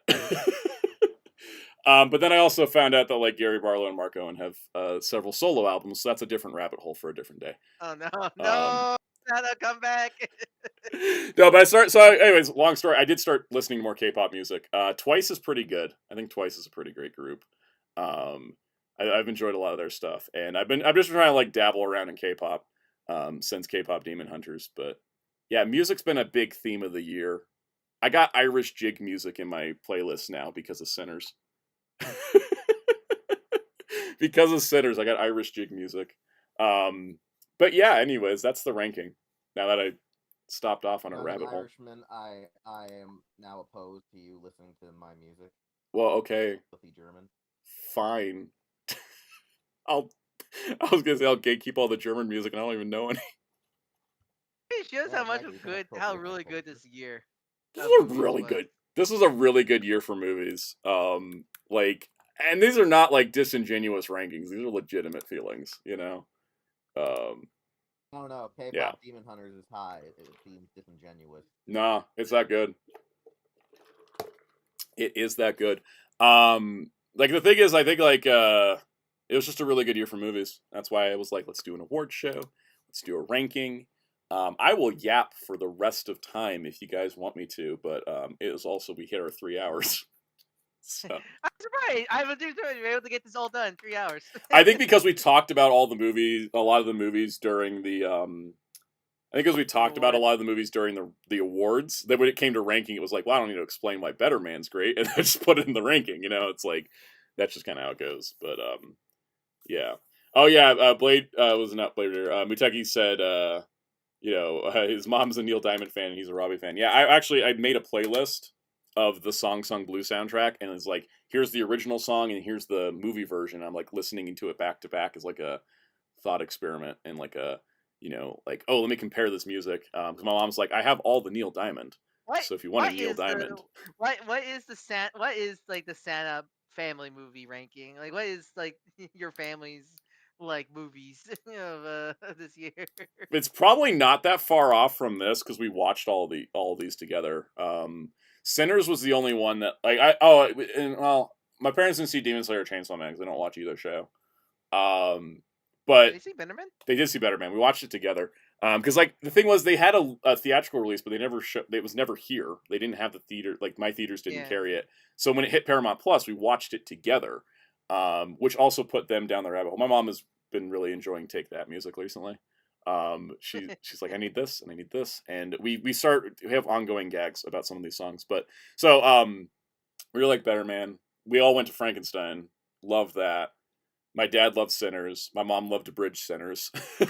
I fast forwarded some of the movie for her. Abridged Sinners. Abridged Sinners. We all really loved Fantastic Four. And Superman. My mom really liked Superman. Did your mom really like Zootopia and Bad Guys? Yeah. No, she's the animated fan. My mom really liked Bad Guys and Zootopia. We all loved K-pop Demon Hunters. We watched that one together. And again, my mom was like, I don't know anything about K-pop, but that was a really great movie. Did she love Paddington? She loved Paddington. I mean, Paddington was like she was mad that the UK got Paddington in November last year and we had to wait till March. She's like, when's Paddington coming out? Why can't we get it at the same time as that? Absolutely love that. She really loves Song Sung Blue because Neil Diamond music, Hugh Jackman. Like that's a great combo. We really loved Wicked. We went all out for Wicked. So did you bring the dolls? We did bring the dolls. We did when bring the I dolls found to the out that theater. Song Sung Blue wasn't actually a docu-piece, I was like, I guess I'm not watching this anymore. Here's the thing. I actually think it was better than being a Neil Diamond biopic because instead of it being about Neil Diamond and him making the music, it's all about how Neil Diamond's music, what Neil Diamond's music means to people, and like what music in general means to people and how people feel when listening to music. And I think that's kind of more interesting. Now the thing is, if you're going to make a Neil Diamond biopic, you got to have a good hook on it. Because the bar has been raised. If you don't monkey, everybody's going to say, "Why not monkey?" Every time someone posts about the Beatles biopic, someone's like, "But why aren't they monkeys?" And I appreciate the internet for that. Well, I thought be more. I thought be why aren't they Beatles? I thought they'd be more. Why aren't they Beatles? Exactly, they should be. They should. There Beatboard. There was somebody that said the Michael Jackson biopic needed him to be a CGI animal, and someone's like, "Don't say monkey. Don't say monkey. Don't say monkey." Oh yeah. They're like, make him a lion. The idea would be no. I know the racial implications on this one. Yes. But you could make him the monkey and then make the monkey a human. I was thinking the cat from the trailer music video. You mean Bubbles? Yes, that actually would work. Monkey? No, I like your monkey to human idea. That's the thing too about Better Man. It's like it really commits to the monkey idea because it doesn't do like and now he's healed inside and now he's human looking. Like no, he's a monkey from the whole start to finish. It's. So here's the question, Soundout. If someone make a Soundout biopic, what would you want to be? That's a good question because like. Not even animal because we got the piece by piece biopic that was all in Lego. Like what would be the Soundout biopic? What kind of? It'd be released as a 14-part YouTube video. You can't be a monkey. AR says I want the Beatles biopic, but instead of being Monkey or Beatles, I want them to be Kamen Riders. Oh God, Ringo would be into that. And it's the thing, they don't use. No. Ringo has to be a train. He has to be a train themed Kamen Rider. What do you think? They're not even like Tokusatsu action heroes. They're just it's like those net movies. They're doing all civilian stuff. God. Guys. Yes. No, here's the idea. He's a train and a sub-themed Kamen Rider. Supposedly it was his idea for Yellow Submarine, a lot of people say. That would be that could work. Now I'm just imagining the Soundout biopic just being like puppeted, not like puppets, but like taking action figures and just having like. Muteki said stop motion toys. Yeah, but that or you can see the hands moving the figures of Soundout's biopic. That would be fun. Like all this it's action videos. You have giant hands rippling everything. Because I definitely wouldn't want a normal biopic. Normal biopics now seem boring after all this. Like, I say, do you want like a Better Man style, or you want like the Weird Al biopic? I think the Weird Al. I think the Weird Al one will fit you. The Weird Al one would fit me better, like, because like Weird Al and me got the same thing going, which is like, yeah, our backstories aren't that interesting. You're gonna have to do a lot of work to make this intriguing to people, but you can take it and build with it. Better Man's a funny movie because every time I'm like, well, that was totally made up for the movie, and then it's like, oh no, that actually was. Oh, he really did just take a melon when he left the band. That biopic Hero Club is an actual hero organization, not just a news site. It's like you got a whole building, everything got Avengers Tower, but it just says Hero Club on top. I mean, that's what I would want to do. That I would want. I would make the biopic based on the unused comic that I was planning Yes. back when we were doing Hero Taku. Like literally just make the Hero Taku comic adapted as the biopic. Like, wait, what? Wheels is an This has active nothing guy to in a do with wheelchair. them. The Wheels in the I don't. biopic. Wheels is not I don't just remember. a guy in a wheelchair. I He's don't just a remember Wheels car. getting his arm blown off. No, Like, I don't Wheels in the remember Sound Wheels' biopic arm would just getting either blown be a off, car, guys. would either be a car or a literal wheel. You know, it's funny too because the more I think about it, it's like I'd have to go crazy like that. It's the only way it would work. It's the only way it would work, right? Yeah, no. Cass has a sub. Like, In the background, Cass has a subplot, but we never focus on him. But he's always doing something in the background. And he just it's always funny goes, because what is that I Cass was gonna guy say the doing? back. Always doing there? What is he doing? I want to see his story. And it has to be something like That's funny just like because what, like something's on fire or something. Yeah. We never even talk about it. Never acknowledge it. what's funny is Pops, fires, and what's you're like, funny. House is doing something, but What's funny is that was my idea for everyone that's on staff. That's not like the founders. Is like, what are they doing Yeah, over exactly. there? And Yeah. like you see like that is like true. like That was fires written, literally at yeah. the headquarters. It's like a My whole idea other was show is literally- happening inside of the main show. It's like this Oh. guy. It's like in Naked Gun, where there's just clearly some people doing random Yeah. their own story in the background. Joke would be the A plot would be the main founders, and then like it would break into like the B plot and like C plots of like American Dad episodes where like what's Dark on Dark Claw and like Metal doing, and it's just like you guys like running in fear of like some dragon monster that got released. And Yeah, somehow but Oh, man. you never focus on it. The camera never focuses. I- Yeah, you just get like I'd glimpses love of it. to see. I'd love to see a scene where like Metal Darklaw and Darkon just walk in the door with wolf pelts on. We never even ask how or why And it's Yeah. like, that and happened. they're also covered in blood too. Yeah. Blood and Yeah, guts exactly. all that. But we don't. But we talk casually. It's like. But we talk casually. How was your day? Yeah, exactly. Yeah, no, Not even mentioning and the wolf then the pelts joke there. is it's because of me always sleeping during the day. I just wake up and roll in like it's my version of waking up for breakfast, and I'm like, hey guys, did Darkon and Darklaw and Metal just come in with wolf guts and wolf pelts Nah. all over Nah. themselves? Nah. Nah, don't worry about it. Yeah.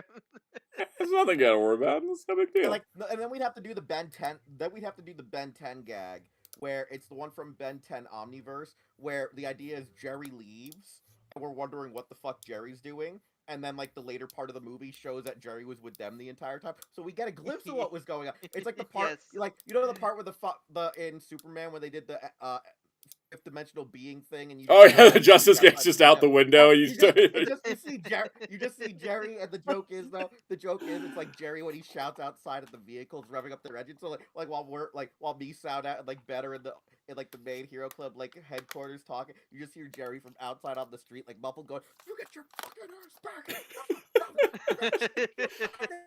You had to listen. You had to listen with headphones. It You had to was, like, listen with not paying headphones any all attention to it. on. Yes. Yeah, Oh, exactly. God. And like you just hear like giant ass explosions going off. Like we hear like Ryan and Darkon going. And you hear Jerry going, "Stay up! You're not dead yet! Get the fuck back up! Get up! Get up, Ryan! Get up! Get in there! Get back in there! But Jerry, I already lost my legs! We'll make you new ones! Get in there!" We'll make you new ones. Just get the human, And get then- the and 3D, then- the giant 3D printer from and then we- Mickey and then- 17. and then we know the fights. And then we know the fight's over because we hear this infamous house song. I ain't no cheese. I'm like, I guess they won. Only you and Soundout heard that song live. Yes. Exactly. We need to get the human printer I mean, from I like the Mickey story. 17. I like the story that Jerry said. I was in the bathroom Saturday night, and Soundout's just sitting here minding his own business, and something freaked out Jerry, where he's just like, "Oh, I would kill you!" And Soundout's like, "What's going on?" And Jerry's like, "Oh, hey, Soundout, you should have seen. I thought there was like a mouse or something." Yeah. And Soundout's like, "No, I thought you were threatening me." Yeah, with yeah. threatening Yeah, because I can hear Soundout through my headphones going, "What's going on, Jerry? Who are you gonna kill?" And it's like me just trying to fight with a mouse. And then he told me it was a mouse, and I was like, relatable and understandable. Mutegi says casting Robert De Niro, Jack Nicholson, Adam Sandler, and Timothy Chalamet to play us. Is Timmy C gonna play Ryan? I say which was Asian. know. I say which was Asian. Timothy Chalamet is gonna pass as Asian. What am I gonna As know? long, Feels you get the joke. as long he's Okay. not, as long as he doesn't Rob Schneider. Yeah. Oh, did you say it right now? Now I'm gonna type it to you, and you This was a fun way to wrap up the year. I gotta tell you, this was enjoyable to do a big old I movie mean, show. I guess like, or how was boy. 25 for the channel? How will you say? Damn Oh. it! Found out Jerry just told me a joke on the document. We'd have to get Becky G to play Jerry too. Yes. Yeah. Get Becky G to play Jerry. Just invert Jerry's gender as a joke. Jerry's Yeah, like, exactly. You gotta go with this. That's what I was gonna say. Perfect. No, Becky G needs to play me. But No, yeah, no, how we was need- the channel this Jer- year, Sam? Jerry's like, we need to lead into the Yeah. we need to lead into the weird heterosexual life partner joke, but make it even weirder. Is Becky G Kaus gonna be like doing a musical number in the middle of it? I don't know. Like- The joke. There's this joke where having known that Jerry's dad wanted a daughter, me and Jerry always joke. So you're telling me you could have ended up being a hot Latina instead? Yeah. Okay. All right. Because Jerry once made a joke. For some reason, you get born a girl, you're hot. You get born a guy, you're ugly like this. And then he showed me like some really ugly fat Hispanic guy, and I'm like, Jerry, you don't look that bad. He goes, that's how I feel. And it was like the funny. It was you had to be there for the joke. It was like the Yeah. funniest thing one time. So Me and Jerry were Ryan kinda asked. flattered about how the genders are. Yeah, no, for sure. So Ryan asked, how does the channel go in 2025? Despite like a really up and down year, like otherwise, like the channel has been going steady. We've crossed 32.1k subscribers. That Ninja Turtles video is You're at going steady. Are you gonna finally like start getting it getting what? and actually start taking it out? Yeah, I mean, You know, the hopefully. term about we're going steady. But I know we're going. I was using the innuendo on purpose. Okay. No, but the channel's been going really well. Sponsored video this past week with that Yolo Park Karis. That was cool. They're like, here, we're gonna send you this. I'm like, oh, thank you. I will review this. It was beautiful. That overpriced anime Blu-rays video popped off like a week after it got uploaded. Like when it got started, it was a little slow, and then suddenly I was getting flooded with comments on it. I was like, oh wow, it found its audience. So I think it's been kind of like the thing I've been noticing is that everything will find its audience eventually, except for the Metroid guide. Everything will find its audience eventually, which I think has been pretty encouraging. I'm just gonna keep going on this. I have a tendency, like, if something's working, I keep doing it until it stops working. And currently, this is working, so we're gonna keep doing it. I'm glad to hear. Oh, that's funny, I 'cause the honestly guy I think watched, his algorithm got so effed. Yeah, what? No, I was just saying it's funny. Like you say, you try it till it runs Yeah. out. A guy I know, his algorithm got so effed because he did something for the holidays. He's like, all right, for the holidays, I actually pre-recorded and made like at least 4 videos to release during these 2 weeks, and somehow it ruined my algorithm. Where now wasn't that Month of Monsters? That was Month of Monsters. I know that feeling. See, that's why I did a No, Christmas sometimes I did that video. for I did a Christmas. Christmas video, but it was a Batman Returns McFarlane review, so that way it's not only Christmas. I'm Well, learning. that's it. Yeah, like like this year, it was a shit show of a year. Yep. Like when we talk about movies, it's good. It's great to see the channel doing well this year. I feel like I think that the healthiest the channel's been. My depression would be much worse if the channel was not doing well. I think that the channel has been the healthiest this year. Honestly, it's really great to see the community, the live streams, all that stuff, been doing really great and such. And I think I got the workflow going much better than it used to. The workflow is flowing, and I think doing toy stuff as shorts primarily, I think has been working really well. Flowing in the workflow. Yeah, flowing the workflow. But no, I've appreciated everybody that's been watching and commenting and showing up for live streams and joining the Discord server and doing the channel memberships. The channel members right now, I have more channel members right now than I've had at any point in time, which is super beneficial, especially because we're about to hit the post-holiday ad season. Yeah, January, the dead month. So my ad revenue is going to go from here to like, it's going to crash. We're heading dead month. Yeah, we're heading to dead month territory right now. Yeah, if you think Tron Ares' box office is bad, oh. But no, it's been good. Like the last couple months have just been incredible. So I'm like, okay, cool. I can get over the January gap, like financially, which is really good. Because everybody's been tuning in for stuff, which I really appreciate. I'm not slowing down. There's gonna be some simpler videos over the next couple weeks though, because that Turtles video took a lot. That took a lot of work. Like the notes for that was 12 pages of notes, and that was just titles and release dates. It didn't even include contents that I had to remember on the top of my head. But yeah, I think it's been great, and I've been really grateful for everything going well. And if anything I learned from common themes in movies this year is you just keep going until you can't anymore. You just keep going. That's the moral of the story. You just keep going. That monkey movie taught you things. That monkey movie taught me things. Like, it taught me a lot of things. It also taught me, like, yeah, you may want to be famous, but no, you don't. You don't want to be famous. You don't want all that pressure. I gotta tell you, it was one of the things that, like, was kind of relatable about that movie was I was like, okay, here's me, YouTube guy. There's him, famous pop singer. We have, like, the same mental health problem with the whole, like, being in the public space thing. Like, it was like, it was so, like, I was just like, oh man, it is not, the success is not going to bring you a clear head. Like, this is just something that happens. Someone described, I thought there was a Letterboxd review I saw where someone's like, you know what I took away from this movie is you have to be a little crazy to be an entertainer. And I was like, you know what? Yeah. I really think that's the case, because I think you got to be a little nuts to do it. But what was it? We talked about Wonderman. Talking about Wonderman, the Wonderman series is yeah. Director. Yeah, they made the director like a Frankenstein, the Dr. Victor Frankenstein. Because let's face it, most directors are like crazy scientists or something. Yes, you have to be a crazy scientist. You have to be insane to be a director and make a movie like Frankenstein, or make a movie like Sinners, or make a movie like freaking Lilo and Stitch. You gotta be a little crazy to make that one bad. I should also grade every Disney movie on a curve because we know how their boardrooms are. Yeah, especially someone who's been in the public eye for a long time. Yeah, there was the last thing I'll say about Better Man in the Streams. I'm saying a lot about it, but there was a line in the movie when he's in rehab and he says, they say that the age you become famous, you get frozen in time. I got famous at 15. I'm 15 forever.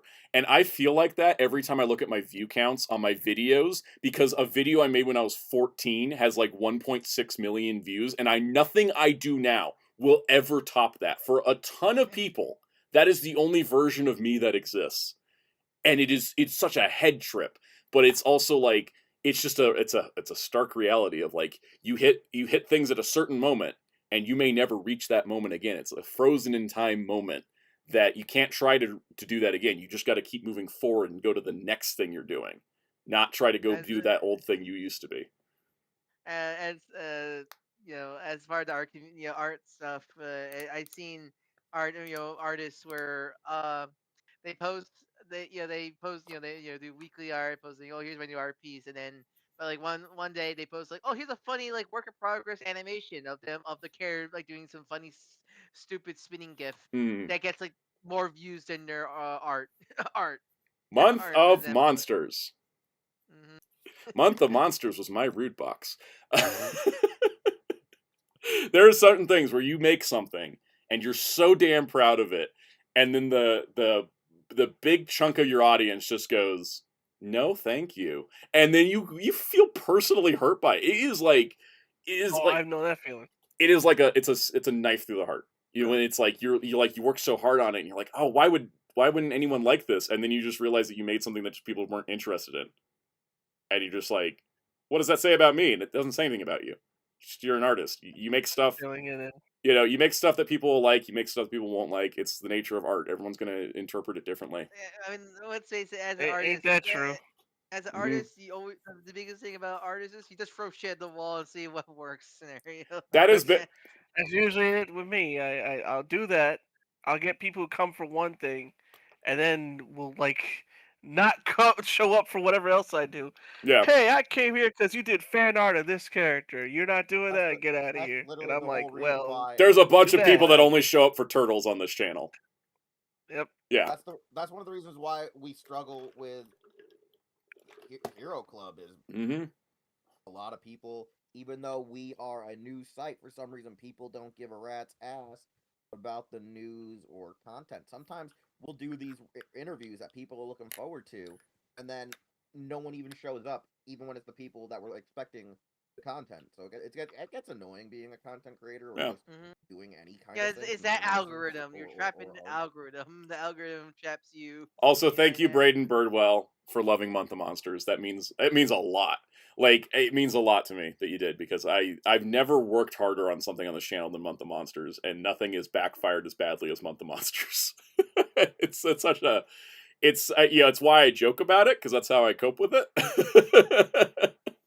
I'm like, yeah, I'm not gonna do Month of Monsters again, because it's like, I know that, like, I know that, like, if I'm gonna put a ton of work into something, it's got to be a topic that. Thank you, AR, for also enjoying it. Like, it's got to be a topic that a lot of people are interested in if I'm going to spend a ton of time going into it. There's a line in Sinners where it was Haley Steinfeld's character was talking to Sammy, and she was like, "Are you making any money with that guitar?" I'd say if you love it, it doesn't matter how much money you're making, but that would be horseshit advice. It's true. It's like, there's a lot of advice. You gotta love what you do, but you also got to be able to, like, make a living with what you do. And either what you do is a side hobby to the thing you make a living with, or if you're going to make a living with the thing that you love, you got to adjust and adapt to it as you go through it. It's tricky, but it's like that's the balance. That's also why I don't want to make music content, because I like having a hobby I can just be really super casual with, and just be like, I'm going to listen to this album 6 times, and I don't have to review it when I'm done. I can just enjoy it for what it is. Because with Blu-rays of comics and toys, the upside is, as a thing I do for a living, I get to talk about this stuff online. I get to share things with people. I get to make cool videos about it. The downside is that I also have to, like, put that into work. So sometimes, like, when I got that Karis kit in from Yellow Park, it had to sit for like 3 days before I could film it. So I couldn't just, like, enjoy it. Or, like, any other things I buy, like, all my Marvel Legends for the year, like the new ones are all in a tub, because I need to finish filming the rundown before I can put them on the shelf. Right? Like, that's kind of like, I can't just quite go open toy, pose toy, put toy on shelf. I can't do that anymore for anything that gets covered, because I have to do the video part of it first, and then I can enjoy it. You know what I mean? So it is a bit of a that is kind of sort of the upside of it, is like, oh yeah, I can make a living off making videos about toys and comics and Blu-rays. The downside is I have to have a stack of comics until I film the comic haul before I can put them on the shelf. So, your room also. Ruined your room also. It does, yeah. I have a stack right there. You can't see it; it's not in frame, but there's a stack of the books that go into the comic haul. And I redid my shelf. I always redo my shelves after I film the comic haul, because I need to have that stuff easily accessible. So yeah, it is definitely that. AR said, if you make a living with what you love, you need to find something else you enjoy to love. Can't turn everything you love into a money-making thing. Exactly why I'm keeping music as a hobby that I'll talk about on live stream sometime, but never in a professional capacity, because that means I can just, I don't have to worry about what's currently coming out, right? I can listen to a Take That album from 10 years ago. I can listen to Pat Benatar's stuff from the 80s. I don't have to worry about, like, reviewing it, right? I don't have to keep up with it. If I, like, I think the only, like, new and upcoming talent I follow is Sabrina Carpenter, but she has a very old school, like, feel and sound to her music, so that's what I kind of enjoy. That being said, you want to talk about rabbit holes? I decided that I've loved Pat Benatar's music for years. I should go and collect all her albums, and I'm down to 4. No. I've got all of them except for 4. Also, this is another thing. With Marvel Legends costing $30, and I can go on, like, deep discount and get a Pat Benatar album for $9. That's also a really satisfying experience. Right? Like, it's like I'm paying $30 for Marvel Legend. Here's True Love for $9. I got the Japanese edition of Wide Awake in Dreamland for $6 because I had a coupon. Like, that's kind of like That's Yeah. same with Transformers. I this past week because Christmas money and such, I bought like all 5 current waves of the Blockies Defender Transformers stuff. Yeah. And it's still all cheaper than the whole wave of Hasbro Transformers. This Yeah. this version of Get Nervous by Pat Benatar is it's a CD that is packaged like a vinyl, with the little slip cover and the sleeve, and then it's a black CD that looks like a vinyl. And it's like the coolest thing, and it was like $12. And I just get a kick out of it, because I'm like, that's actually like a... I guess we're doing a CD haul right now. I think that's what's happening right now. Because I've just been collecting CDs, and I think it's great. It's funny, because I have Apple Music, so I can just listen to this stuff whenever I want, but I like having the physical backup, because... What? The Blu-ray guy likes physical media? Who knew? I think we could wrap up, though, because we went a little extra half hour here after our stuff, so... what's gonna be this week's videos? I might skip out on I shorts think this it's week, canceled. because it's New Year's, but I got Digimon movies, too, and the other Discotek stuff for Wednesday, Comic Haul Friday. I may not do anything else this week, because this was... I spent way more hours on this award show than I thought I would. But that's it for me. What do you guys got going on? You know what's crazy about Digimon Soundout? You know what's crazy? That A lot of our friends still don't realize that those movies were dubbed. They saw those movies dubbed and still forgot that they used the season 4 opening. Yes, I still am waiting for the With the Will article What do you- explaining how they did the redubbing, because I want to know. Because Mark hasn't spilled his secret yet, and I'm like, do it before I film the video. Gotta make the video tomorrow. Who's playing? Who is plugging? It's open call. Dark Law. You can follow me at Darko343 on YouTube and Blue Sky. Do our commissions at the One UC video channel. You want any info, DM me in your Blue Sky or through Discord, through Sound Discord Protocol. Link in the description below. All right, Jerry, you want to promote what you're doing on Wednesday? Oh yeah. Yeah. Yes, this Wednesday at an unspecified time, which Soundout will, I'm sure, usually announces in his Discord. Yeah. When I go live. So Wednesday, it's a tradition every year. I do it on New Year's Eve. I stream like an extra long stream where we just shoot the breeze, catch up, and play a whole bunch of different games. While it's just wrapping up the year. I do it every year, and yeah, it's like a tradition. Sounds like a fun That's time. on Spider Couch, and I honestly thought yeah. you're gonna do like bad game marathon for your New Year. I thought it's like, oh, you guys gonna play Action 52. Like that. Oh boy, No. Cheetah Man. That's the only one I'd play though. Every time Kaus goes to play a game, it's just going to be automatically Expedition 33 is going to boot up in place of it. Yeah. Somehow. We'll be like, we're going to play I don't even own the Tekken. game. Expedition 33. Where did it come from? Yeah. No. Muteki asked, no Tuesday stream. No. No I'm Tuesday gonna stream. just front load it all for Wednesday. There might be a Friday one because I skipped like 3 Fridays already. Yeah. That'll be fun. So go follow him on twitch.tv/fightercast. Wheels, are you streaming on Hero Club this week at all? I don't know. I think we said we're taking. Oh, wait, off if you this week guys for do New Year's. Wednesdays, I might overlap But with y'all. I told him we were taking off anyways. I told Metal that we were, but knowing him, he forgot. Even though I told him I don't want to do Wednesday since we did do Wednesdays and he can do Friday. But I told him, knowing him, he's gonna forget. Yeah. But Well, yeah, check us anyways. out Wednesdays and Fridays at twitch.tv, Hero Club for Life. Check out our website, hero-club.com. Follow us across social media using Hero Club for Life. That's Facebook, Twitter, Instagram, YouTube, Blue Sky. Go check out our YouTube content, which is mostly interviews with anime voice actors, actors in general, yada, yada, yada. Check me out on social media at like Taja_Doyle on Instagram, Wheelchair21 on Twitter, and also I guess check out my Letterbox. Check out all of our or me on Letterbox as well, if you wanted more in-depth reviews of these movies, because I did review everything. I also you can check out my essay on the Wolfman from 2010 and how it didn't work. You should check. What's your worst rated movie again? My worst rated movie, Perfect Furlough, at a half Check star. that essay out. Check that out. You want to see Shadow crash? You want to Yes. see Shadow crash out? If you guys want an even more in-depth, like Better Man, that was the longest review I wrote, was Better Man, until I watched Wolfman, and then I left a longer one because of how much I didn't like that movie. So, anyways, we'll see you guys next week. It'll be a whole new year. So it's not even see you next week. See you next year. Bye-bye, everybody.